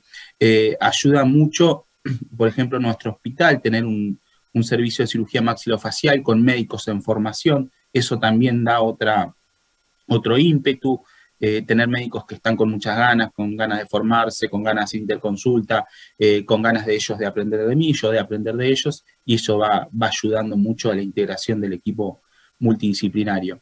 Un poquito de nombrar cuáles son las tareas que deberían o tienen aquellas especialidades que yo creo que son las más importantes para el tratamiento y las que deberían estar a la cabeza del equipo multidisciplinario. Como siempre, el cirujano me parece que está a la cabeza porque es el médico que muchas veces, por ejemplo, en nuestro hospital recibe ya al paciente con el diagnóstico, es el que hace la primera evaluación y es el que me llama a mí, al oncólogo, al radioterapeuta, al fonoaudiólogo, tengo este paciente, vamos a charlarlo, vamos a sentarnos, cómo lo decidimos, cómo lo encargamos. En estas diapositivas, si bien pongo un poco de cuáles son las tareas, entender que estas tareas no son exclusivas de esta especialidad, sino que están entrelazadas con todas las especialidades. Un poquito del diagnóstico del tratamiento primario, el diagnóstico de la recaída, el cirujano siempre nos da una mano en la certificación de cuando tenemos la sospecha de que hay una recaída de enfermedad. Toma biopsia para los marcadores tumorales, que hoy cada vez estamos usando más y que necesitamos los oncólogos o los radioterapeutas para definir tratamiento. Tratamiento quirúrgico primario, tratamiento de rescate, importantísimo asegurar la vía aérea, el talud quirúrgico, y lo que más lucho yo, por ejemplo, en el hospital es mantener la vía alimentación. Es algo que estamos creciendo, estamos aprendiendo, y enseñándole al cirujano maxilofacial que una de sus tareas también es mantener la vía de alimentación, que es por ahí, a modo de crítica, lo que más por ahí nos cuesta en el hospital. Pero para que ustedes sepan también que por más que hay un equipo que se está formando, un equipo multidisciplinario que está en crecimiento, siempre se van a presentar dificultades. El oncólogo, el papel un poco ya conocemos nosotros, esta definición, definir el tratamiento adyuvante, definir el tratamiento definitivo, seguimiento y control durante la radioterapia o durante la radioquimioterapia, controles post-tratamiento, pautas de alarma, indicaciones de cuidados durante el tratamiento y muchísimos más tareas que tenemos. Uno de mis preferidos y del cual he aprendido personalmente mucho durante los últimos años es el estomatólogo. Me he hecho muy amigo. ¿Por qué? Porque me soluciona muchísimos problemas, en prevenir problemas. En el hospital, obviamente, al ser un hospital público de muchos pacientes sin cobertura social o de bajos recursos económicos, nos lleva un paciente con mala nutrición crónica, no solamente con mala nutrición por el tumor actual, el diagnóstico actual, sino porque crónicamente están malnutridos, con cavidad oral poco cuidada, poco higiene. Y el estomatólogo nos ayuda mucho a prevenir las complicaciones que va a tener un paciente durante el tratamiento, post-tratamiento, sea quirúrgico o sea radioterapia. Preparación de la cavidad oral, extracción dentarias o sugerirle al dentista extracciones dentarias cuando ve alguna pieza dental que puede decir, mira, vamos a irradiar y nos va a generar problemas a futuro. Enseñarle al paciente los cuidados de la cavidad oral, enseñarle cuáles son los controles post-tratamiento, manejo de prótesis, adaptación de prótesis, y pautas de alimentación que van a ayudar al manejo previo al tratamiento, durante el tratamiento y post el tratamiento del paciente. La fonoaudióloga, una profesional que yo creo que debería tener todo equipo multidisciplinario sí o sí, porque yo mando mucho a los pacientes, por ejemplo, para la evaluación, videodeglución previa al tratamiento, post-tratamiento. Nos va a servir mucho saber si el paciente tiene una buena deglución previa al tratamiento, si va a requerir antes de iniciar el tratamiento una sonda nasogástrica para la alimentación. Nos soluciona muchos problemas a futuro, nos diagnostica tempranamente complicaciones post-tratamiento, sea de la cirugía o de la radioterapia. Por ejemplo, esto mismo que decía, de problemas de la deglución, y siempre nos va ayudando a que el paciente tenga una mejor calidad de vida, tanto antes como después del tratamiento. Colabora muchísimo en el cuidado de la vía aérea, tanto en la educación del paciente como en la educación de los otros profesionales médicos del equipo. Evaluación y rehabilitación de la deglución, rehabilitación de la fonación y rehabilitación vocal, muy importante para la calidad de vida en aquellos pacientes con tumores de laringe o que se altera la fonación. Restauración del habla, habla traqueosofágica, habla electrolaringia, habla erickmonofónica. El médico la fonoaudióloga lo va entrenando, va ayudando. ¿Por qué es importante? Porque el paciente cuando viene a nuestra consulta se tiene que comunicar de alguna forma. Y evaluación de la audición, muy importante, nosotros que usamos mucho cisplatino con la ototoxicidad, tanto previa como posterior al tratamiento. No todos los hospitales y las unidades funcionales pueden hacerlo, pero es importante que se pueda hacer.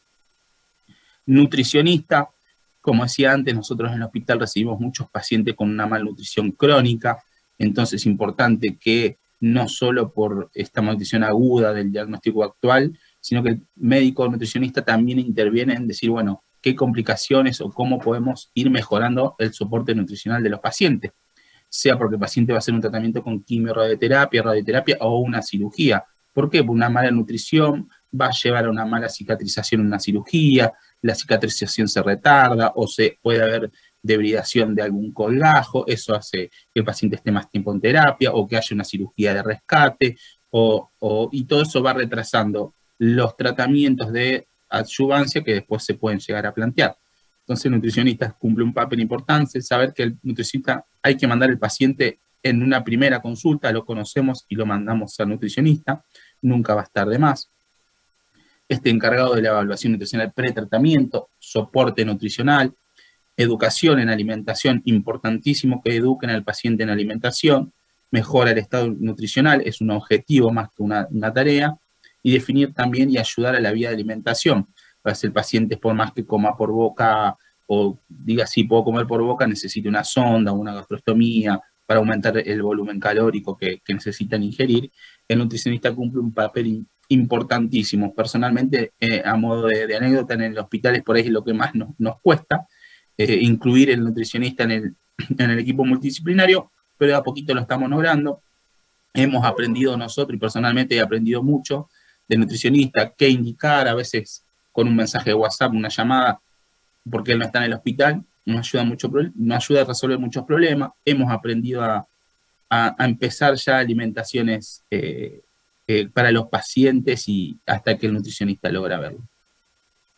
Cuidados paliativos. Cuidados paliativos no es una especialidad que necesitamos mandarlo cuando el paciente no hay ningún tratamiento oncológico ya para hacer, no, al contrario, el paciente muchas veces necesita manejo del dolor o de otros síntomas, apoyo, sostén emocional. En nuestro hospital, por ejemplo, en cuidados paliativos, hay también psiquiatra y psicólogo, entonces eso ayuda. Hay una enfermera especializada en cuidados paliativos, eso ayuda muchísimo al sostén y no pensar que los cuidados paliativos son para el final, cuando ya los oncólogos o los cirujanos no tenemos tratamiento que brindarle. no, hay que mandarlos de inicio.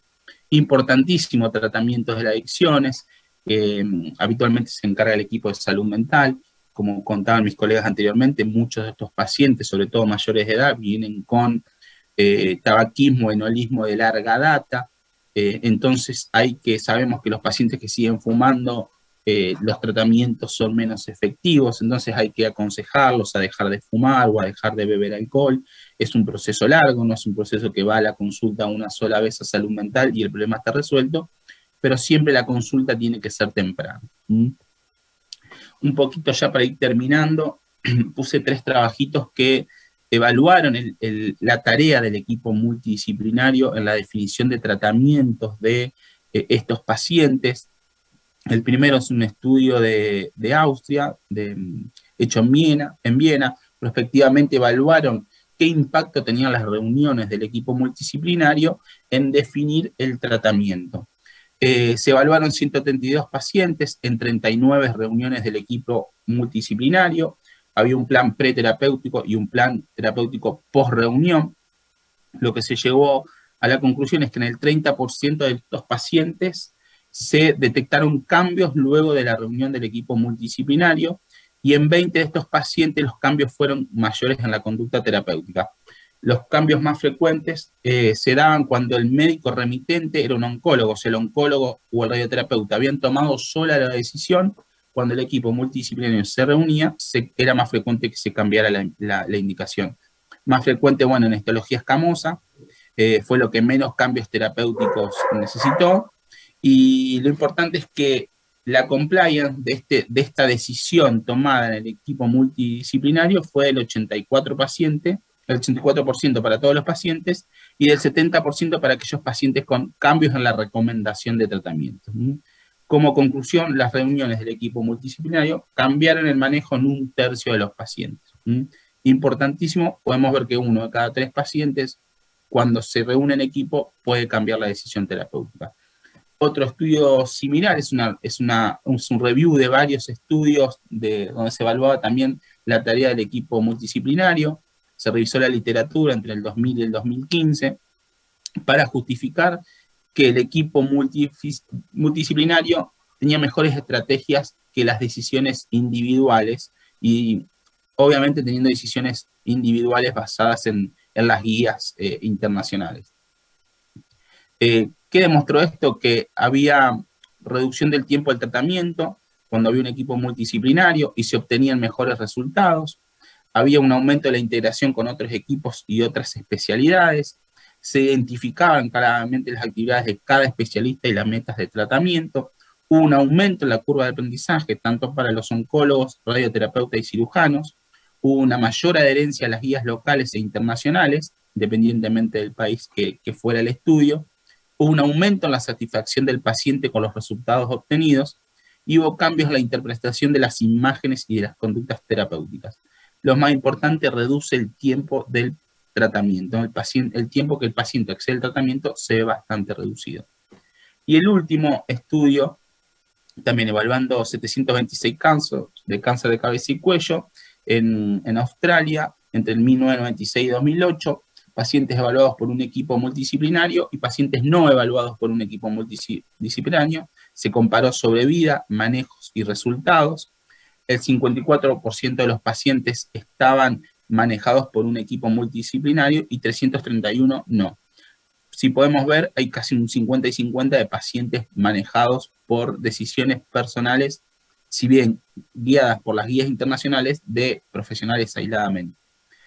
Los pacientes con manejo del equipo multidisciplinario estadio 4 habían mejorado significativamente la sobrevida a 5 años, en comparación con los pacientes que lo manejaban las decisiones un solo profesional o 2, y los pacientes que estaban en manejo multidisciplinario recibieron más radioquimioterapia que los pacientes que no estaban en un equipo multidisciplinario, que recibían más radioterapia sola como tratamiento único. Puse estos 3 estudios para que entendamos y veamos la importancia del equipo multidisciplinario. La idea es cerrar acá. Como conclusión personal, lo que he logrado entender a partir de estos años que uno se dedica a hacer esta patología y armar un equipo multidisciplinario es que el equipo multidisciplinario es una cadena que sostiene al paciente y ese equipo es tan fuerte como el eslabón más débil. Cuesta mucho integrar a todas las especialidades que queremos que intervengan.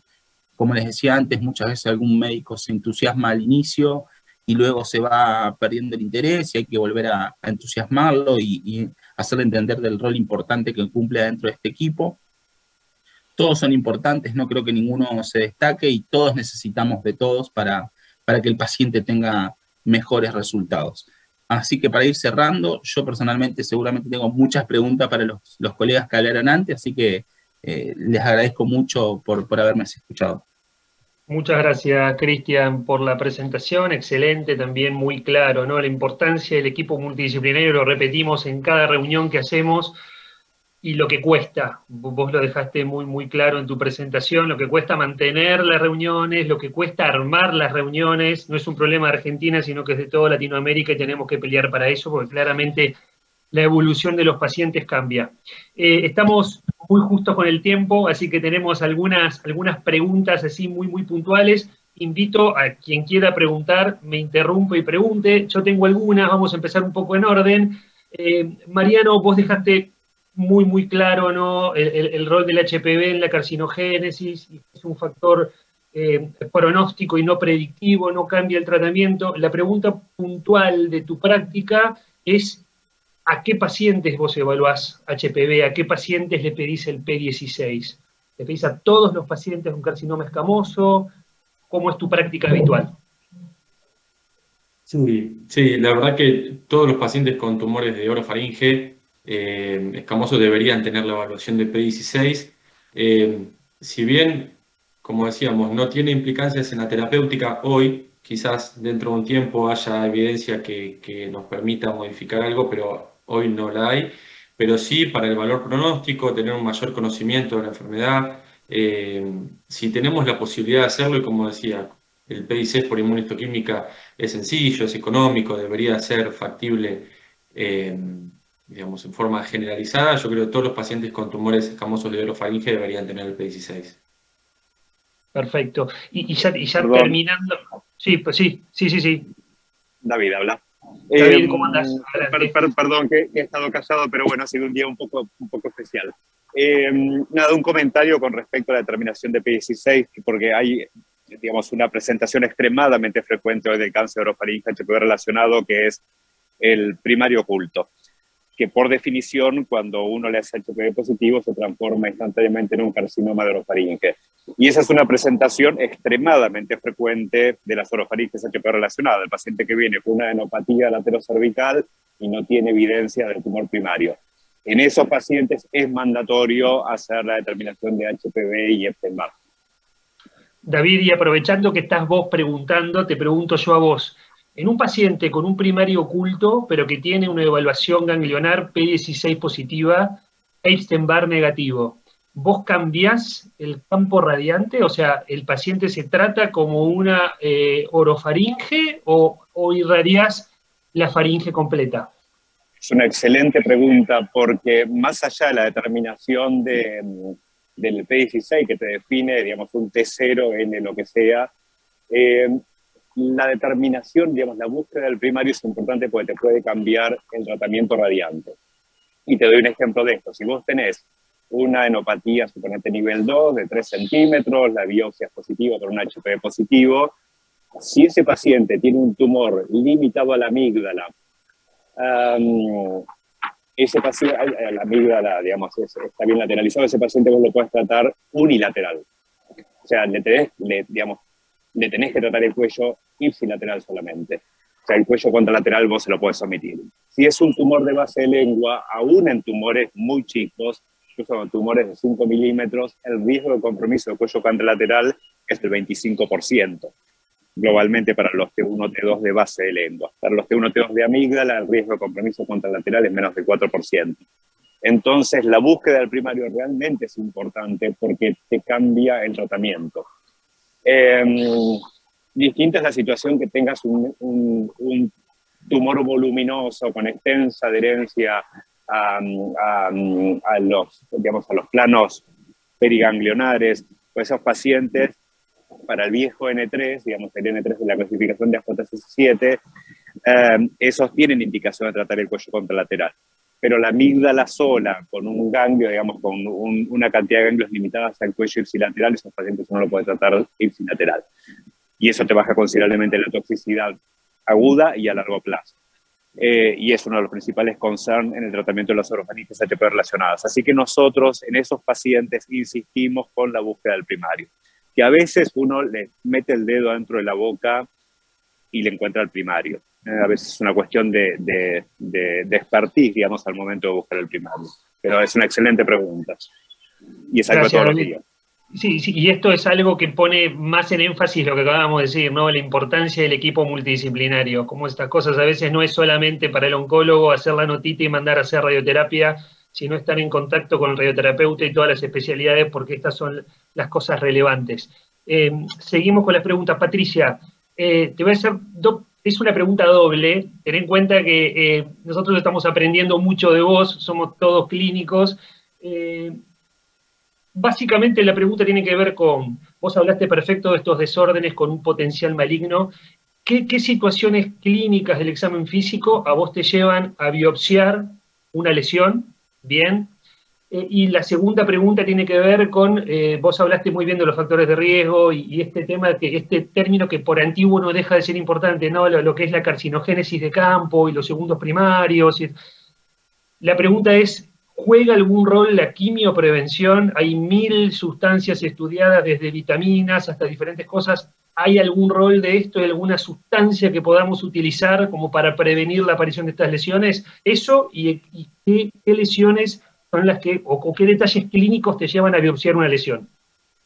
Bien, es la duda que se nos genera siempre. A ver, si uno, académicamente, cuando vemos estas lesiones, tenemos que tener una biopsia inicial para tratar de diagnosticarla, de lograr esa concordancia entre la clínica y la anatomía patológica, que no siempre es fácil, insisto, porque el líquen cambia, la leucoplasia verrugosa proliferativa cambia, entonces depende del momento en que uno lo vea al paciente. Pero siempre hablamos de una biopsia clínica para saber, tratar de diagnosticarlo al paciente, que a veces al paciente no le importa si tiene un líquen o si tiene una leucoplasia verrugosa proliferativa, que quiere saber si tiene algo que se le va a transformar o no. Y esa pregunta es casi que imposible de respondérsela. Creo, y sí insisto mucho, los que hacemos estomatología, que somos clínicos básicamente también, es conocerlo al paciente y controlarlo.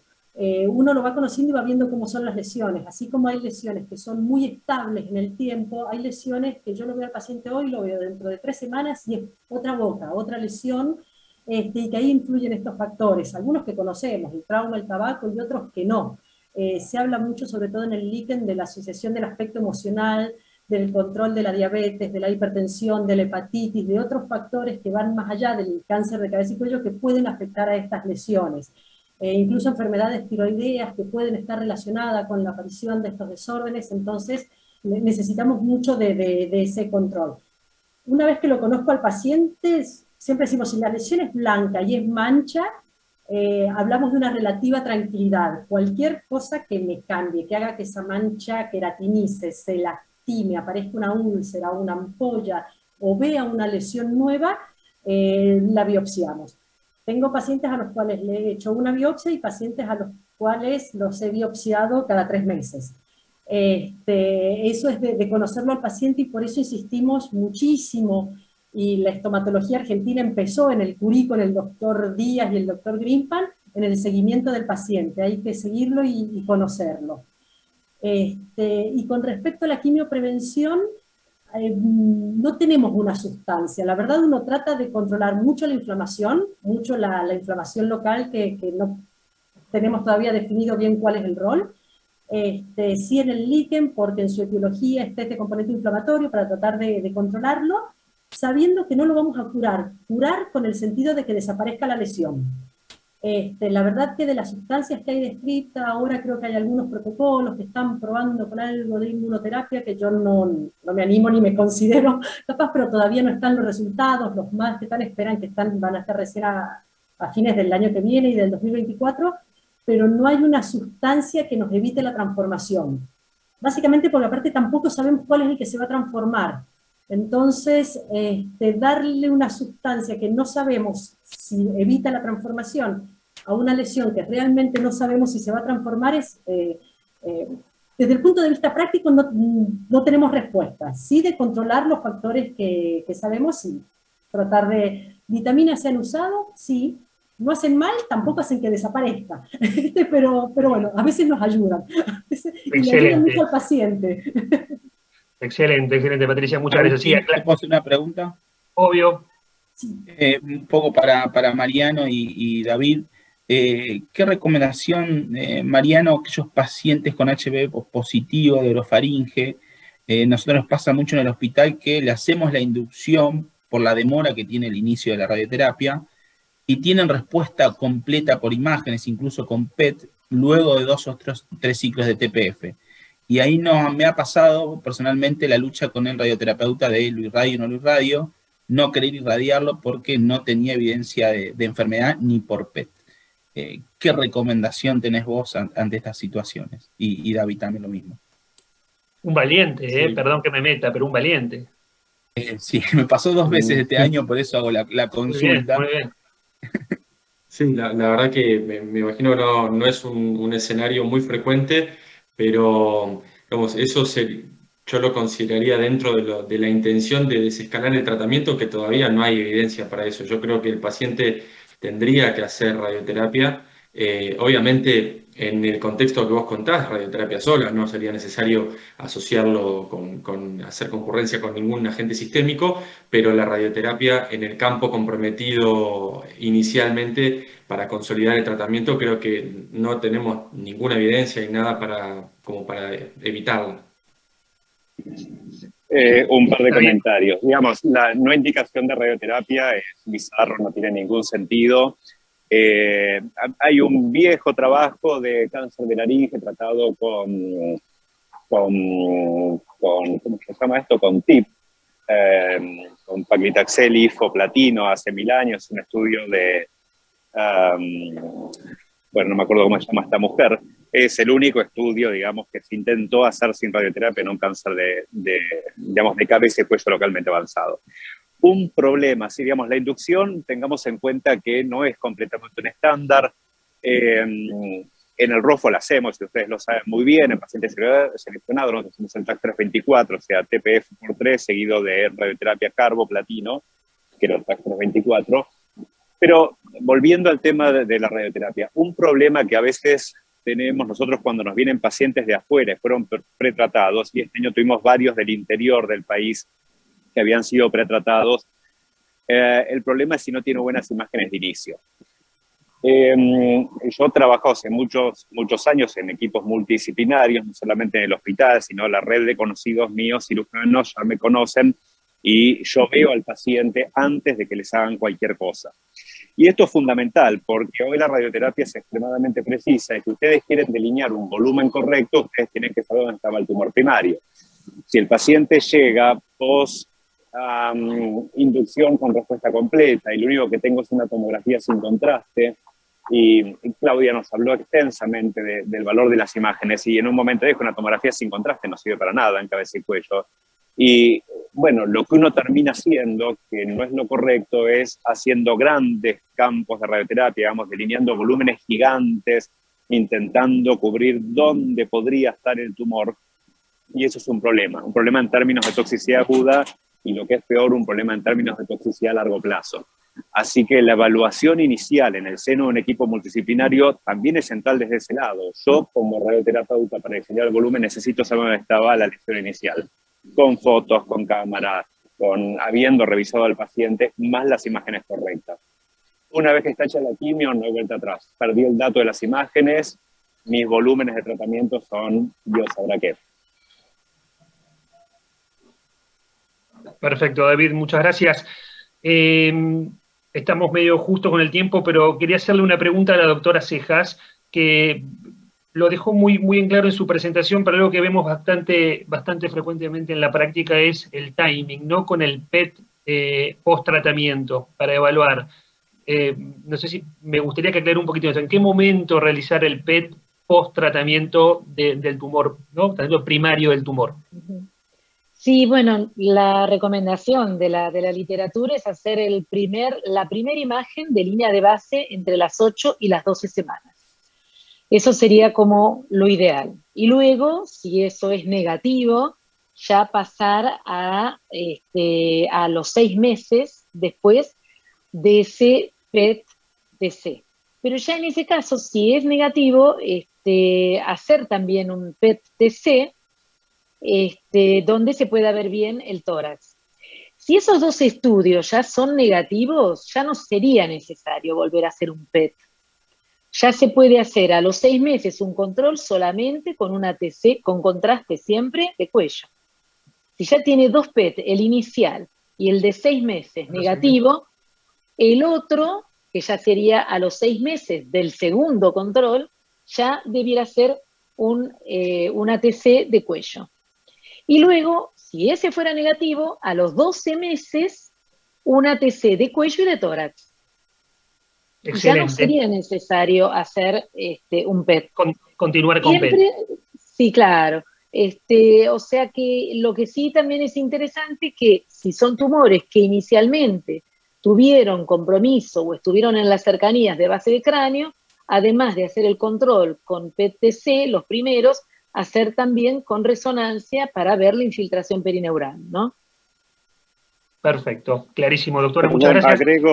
Agrego un comentario veloz, pero algo que me parece importante. Claudia mencionó un paciente que, bueno, hemos sufrido en conjunto durante muchos años, un caso extremadamente complejo, ¿no? Pero eso me hace pensar una cosa que es central, ¿no? Y la misma historia para el PET o la resonancia, que son los datos clínicos que necesita el imagenólogo. Y eso es central, porque cabeza y cuello es un área extremadamente compleja, es un área en donde el tratamiento genera un montón de cambios, el tratamiento quirúrgico, el tratamiento radiante, el mismo tumor deja una alteración local que a veces es compleja evaluar, y es fundamental que ustedes tengan en cabeza y cuello, digamos, que ustedes le den esos datos clínicos al imagenólogo. Yo este año vi 2 recaídas en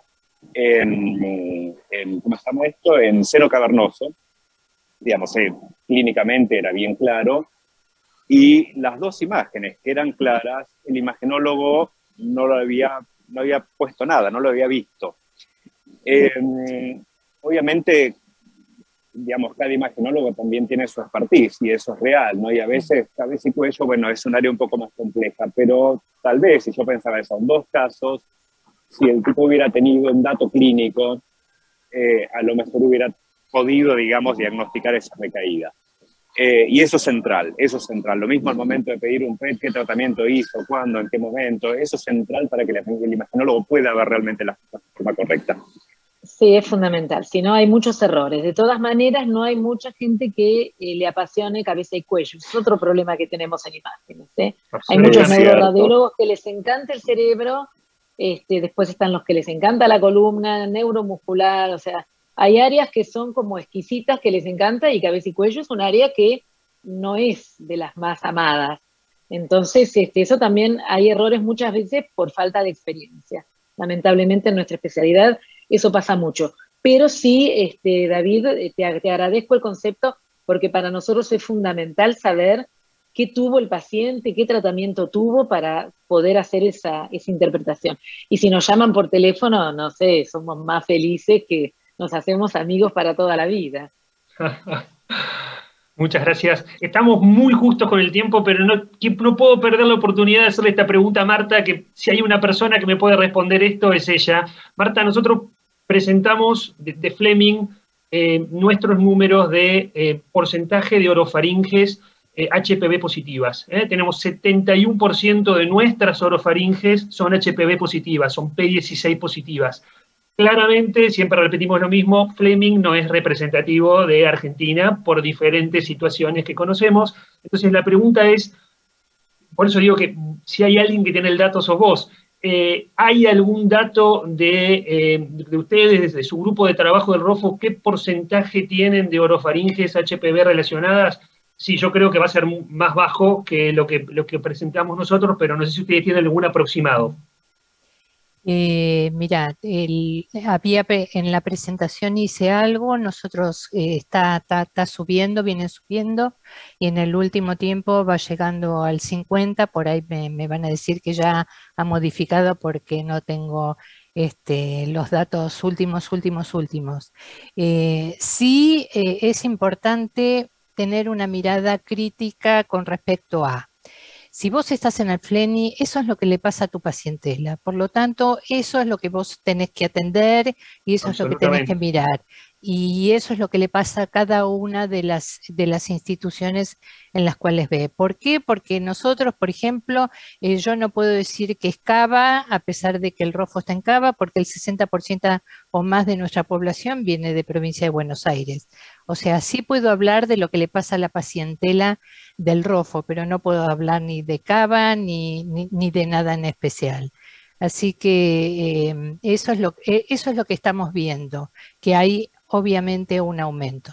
Sí, yo coincido con vos que es muy importante cada uno saber con qué números trabaja. Totalmente. Y me parece que va a ser muy difícil tener un número de la Argentina como global, pero quizás recabando datos de determinados sitios uno puede hacer un número un poquito más aproximado. Pero bueno. Bueno, acá en realidad meto un poquitito la pata. Por favor, porque en realidad sí, existe el RITA, que depende del INC, que es el registro institucional, o sea, que va de tumores y que junta data de toda, es una red de registros de tumores en las cuales intervenimos muchísimas instituciones, no solo de acá, sino del interior también. Y así que nuestra ambición es llegar a ser un SEER, que tampoco es un registro poblacional de todo Estados Unidos, pero sin embargo le pega bastante bien con las estadísticas. Así que esa también es nuestro chivo, en este caso, de poder participar en estas redes. Excelente, va a ser fundamental tener esos datos en un futuro cuando esté toda la información. Bueno, David, no sé si vos querés hacer algún comentario, si alguien más quiere decir algo más. Nada, agradecerles a todos los speakers de hoy, todos excelentes, como siempre, por supuesto. Muchas gracias a todos, así que nada, los saludo. Un saludo muy grande para todos, agradecerles nuevamente la participación, un placer contar con todos ustedes en la reunión de hoy. Un saludo muy grande. Gracias, Agustín. Gracias a ustedes. Muchas gracias. Un saludo. Gracias a ustedes. Adiós, buenas noches.